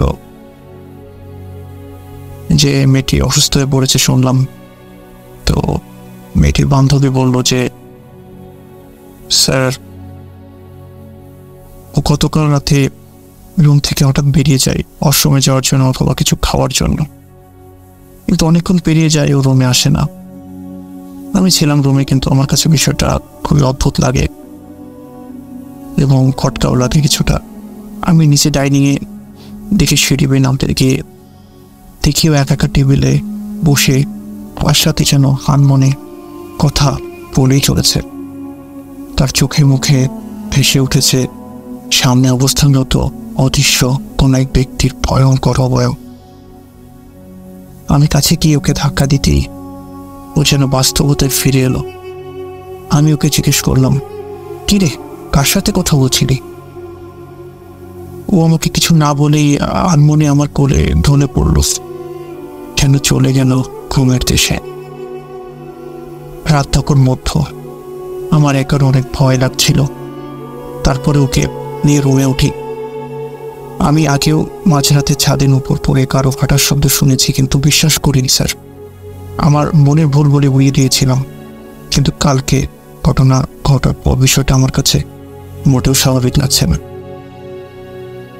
মেয়েটির বান্ধবী আমার বাবাকে এইসব যখন বললে, আমার বাবা বিষয়টা অনুধাবন করতে পারলো যে নিশ্চয়ই ওই আগের বিল্ডিংটা অফ করে দেওয়ার কারণে এই সমস্যাটা এই বিল্ডিংয়ে এসেছে।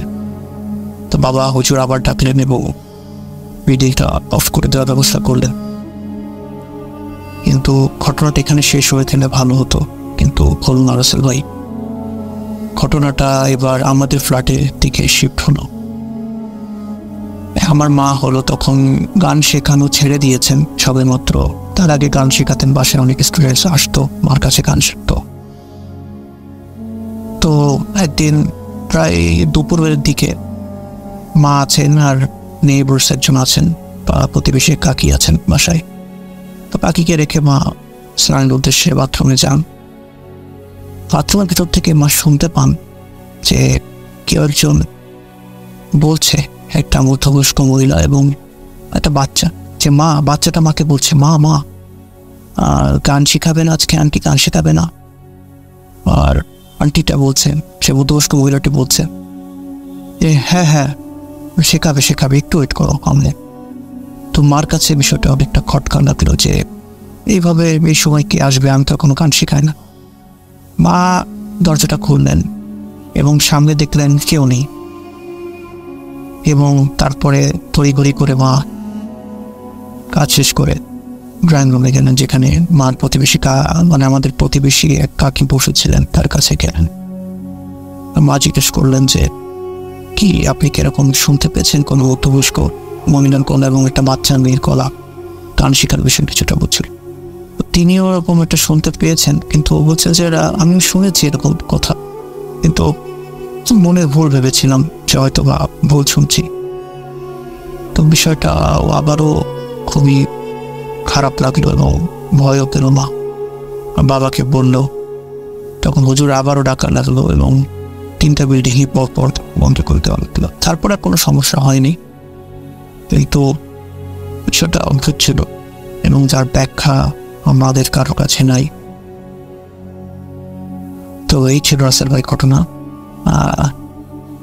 আর আশা করি আরও কিছু ঘটনা আপনাদের ভবিষ্যতে পাঠাতে পারবো এবং কালেক্ট করতে পারবো। আরও থাকবেন সবাই boot.com চেয়ে দীর্ঘজীবী হোক।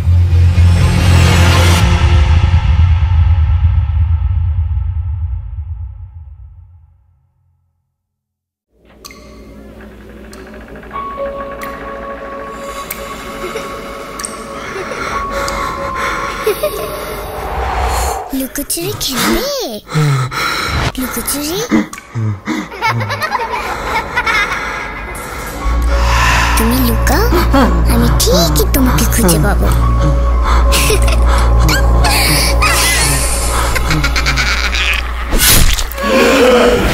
Voot.com with Russell. ঈদ মুবারক, ঈদ মুবারক, ঈদ মুবারক। ঈদের স্পেশাল এপিসোড চলছে এবং এইখানে এখন যেই অডিও ক্লিপটি আপনারা শুনবেন, না অডিও ক্লিপ না, আসলে অডিও ক্লিপ শুনলে ভয় পেয়ে যান, এই জন্যই বললাম না। এখন আমরা যেই ঘটনাটি আপনাদের সাথে শেয়ার করব, সেটি আপনাদের সাথে আসলে আমি শেয়ার করব না, শেয়ার করবেন হাফেজ মাইনুদ্দিন সাহেব। তাকে আমরা উপস্থাপন করব আপনাদের সামনে এবং তিনি তার এক্সপিরিয়েন্স শেয়ার করবেন আপনাদের সাথে। চলুন কথা না বাড়িয়ে সরাসরি চলে যায় হাফেজ মাইনুদ্দিন সাহেবের ঘটনায়। আসসালামু আলাইকুম। আলহামদুলিল্লাহ রাসেল ভাইয়া ভালো আছি, আশা করি আপনারা সবাই ভালো আছেন। আমি আজকে যে ঘটনাটা শেয়ার করব সেটা 12ই রমজান ঘটে যাওয়া। আমি নিজে বাসায় গিয়ে সেটা দেখে কাজ করে আসছি। তো মূলত সর্বপ্রথম বিষয়টা বলে রাখি, 12ই রমজান ছিল সম্ভবত এপ্রিলের 1 তারিখ। তারা তাদের নতুন বাসাতে তারা আসবে আর কি, নতুন বাড়ি করেছে, বাড়ি কমপ্লিট, এবং তারা ওই 12ই রমজানে তারা আসবে, থাকবে। তো বিশেষ ক্ষেত্রে বাড়িটা করাতে তার অনেক পেছনের অনেক ঝামেলা গিয়েছিল। আর সর্বপ্রথম যেটা হয়েছিল, তাদের সাথে কথা বলে আমরা যেটা জেনেছি, যখনই বাড়িটা তৈরি করবে সর্বপ্রথম যাকে দায়িত্ব দেওয়া হয়, একজন কন্ট্রাক্টরকে, যে বাড়িটা উনি তুলে দিবে, তার অ্যামাউন্ট এত টাকা লাগবে কি, সে তাকে দেওয়া হয়। তারা রাজি হয় এবং বলে ঠিক আছে আমরা টাকা দিচ্ছি, আপনি কাজ শুরু করেন, বাড়িটা তোলা তৈরি করেন। তখন তাকে টাকা দেওয়ার পরে উনি টাকা নিয়ে বাসায় গিয়ে অনেক দিন আর যোগাযোগ হয় না।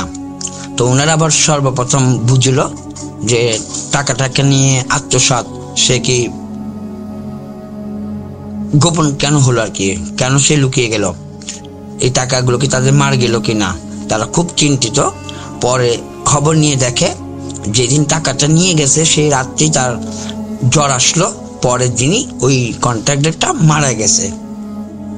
তার সর্বপ্রথম এটাই হচ্ছে বাধাগ্রস্ত, এই বাড়িটা তুলতে গিয়ে নানান সমস্যা।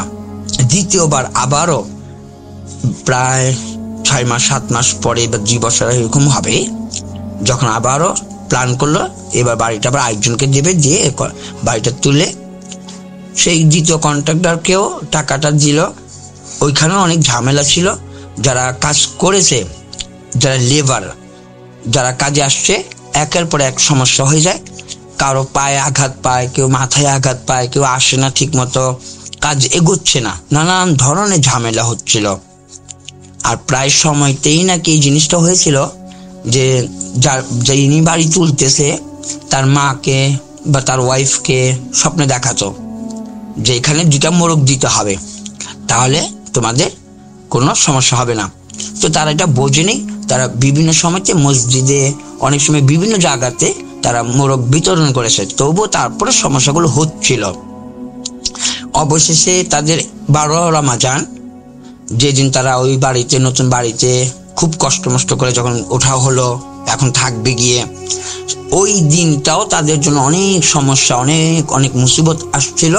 তারা ওই নতুন বাড়িতে কোনোভাবেই যেতে পারতেছে না, কারো না কারো অসুস্থ হয়ে যাচ্ছে, অনেক মুসিবত। এর পরবর্তীতে অনেকবার ওইখানে দোয়া কালামও হয়েছিল।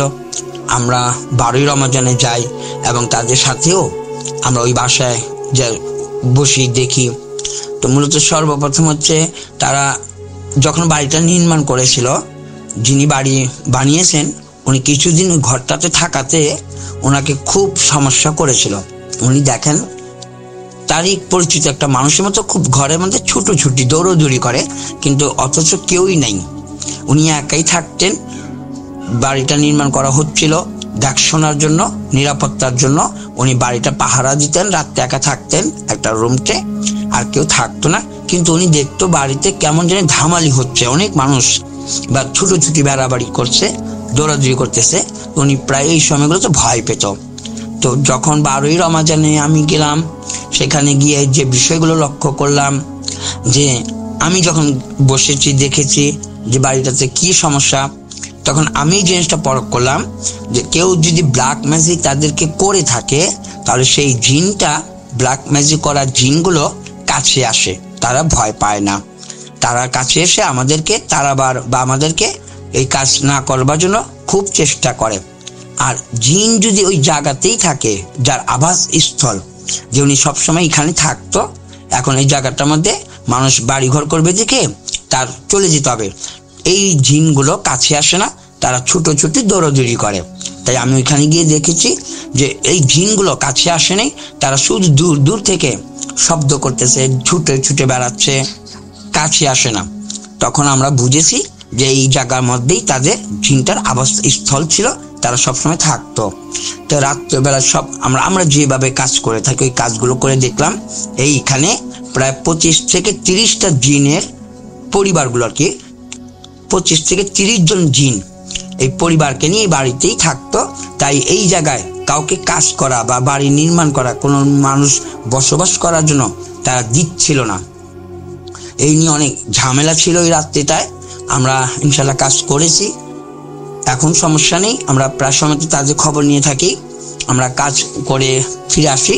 কিন্তু মাঝখানে শুধু এতটুকু একটা অসুবিধা ছিল যে রমজানটা শেষের দিকে তাদের সব কিছুই ভালো চলতেছিল, হঠাৎ করে তাদের পরিবারের মূল যিনি ছিলেন তার বাবা, বাড়িওয়ালার বাবা, তার পুরোটা শরীরের ভিতরে একটা ব্যথা ঘুরতেছে এবং পা থেকে মাথা পর্যন্ত শুধু আঁচড় আর আঁচড়ে দাগ চলতেছে।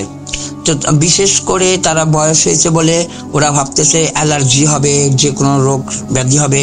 তারা হাসপাতালে নিল, চিকিৎসা দিল, কিন্তু কোনো কাজ হচ্ছিল না। আর বিশেষ করে আমি একটু ব্যস্ততা থাকার কারণে আমি তাকে আর সময় দিতে পারিনি। পরে জানতে পারলাম ওই লোকটা মারা গেছে এবং পরবর্তীতে আমরা আবারও গিয়ে যখন খবর নিই তখন দেখেছি ওই যে জিন বলছিল যে মোরগ দাও, 2টা মোরগ দাও, তো তারা তো মোরগ দিয়েছিল, যে মোরগটা চেয়েছিল তারা সন্তান চেয়েছিল, কিন্তু তারা পায়নি বলে এই বয়স্ক লোকটাকে জিনরা মারছে। এবং আল্লাহ মাফ করে দিক, এরকম খুব মারাত্মক যে জিনগুলো আর কি মানুষের ক্ষতি করে, সেখান থেকে আমরা বলেছি যে প্রত্যেকটা মানুষেরই উচিত যেন নামাজ কালাম বা যে ঘরে বসবাস করাবে কোরআন তেলাওয়াত যেন হয়, ইবাদত বন্দিগি যেন হয়। আমাদের আমল না থাকার কারণে, ইবাদত বন্দিগি না করা থাকার কারণে এরকম অহরহ এখন খুব খারাপ জিনগুলো মানুষের ক্ষতি করে যাচ্ছে। জি ভাইজান, এইটা আমরা খুব মারাত্মকভাবে আমরা দেখে আসছি এবং এইটা হচ্ছে ব্ল্যাক ম্যাজিক করা জিন নয়, সেটা বসবাস করা জিন ছিল। এখন আলহামদুলিল্লাহ সবকিছু ঠিকঠাক আছে, যা খোঁজ নিতেছি ভালোই। তবে ইনশাল্লাহ আমার ঘটনাটা এখানেই ছিল। আমি ইনশাল্লাহ চেষ্টা করবো অফিসে আবার আসবো ইনশাল্লাহ। ওয়েলকাম ব্যাক, আপনাদের সবাইকে আরও একবার স্বাগত জানাচ্ছি। আমি রাসেল। আজকে এই ছিল আমাদের ঈদের প্রথম যে পর্বটি, সেই পর্বটি, এবং ঈদের প্রথম পর্বে আপনারা শুনলেন বেশ কিছু ঘটনা, যে ঘটনাগুলো নিশ্চয়ই আপনাদের ভালো লেগেছে। বেশ কিছু ভালো ঘটনাই আমরা শোনাবো আমাদের পরবর্তী এপিসোডগুলোতেও, সুতরাং আমাদের সঙ্গে থাকতে হবে এবং আমাদের সঙ্গে যদি আপনারা থাকেন তাহলে ঈদ হবে আরও বেশি আনন্দময়, ভয়ঙ্কর আনন্দময়। আজকের মতো এখানেই বিদায় নিচ্ছি। আপনারা নিরাপদে বাড়ি পৌঁছান, যারা বাড়ির পথে রওনা দিয়েছেন। ঈদ করুন আপনজনের সাথে, যারা শহরে আছেন তাদেরকেও বলবো ঈদের প্রস্তুতি সম্পূর্ণ করে আপনারা ঈদটাকে উৎসব মুখর করে তুলুন আপনজনের সান্নিধ্যে। এটা খুবই জরুরি। একটা মানুষ কতদিন বাঁচে, কয়টা ঈদ পায়, গুনে গুনে হয়তো হিসেব করে বলে দেয়া যায়। সুতরাং কোনো ঈদের আনন্দই যেন একেবারেই এই আনন্দে যেন কমতি না থাকে, এই প্রত্যাশা থাকবে আমার এবং এই প্রার্থনাও থাকবে আমার আল্লাহ তাআলার কাছে। আজকের মতো এখানেই বিদায় নিচ্ছি। আল্লাহ হাফিজ। সবাই ভালো থাকবেন, সুস্থ থাকবেন। ঈদ মুবারক।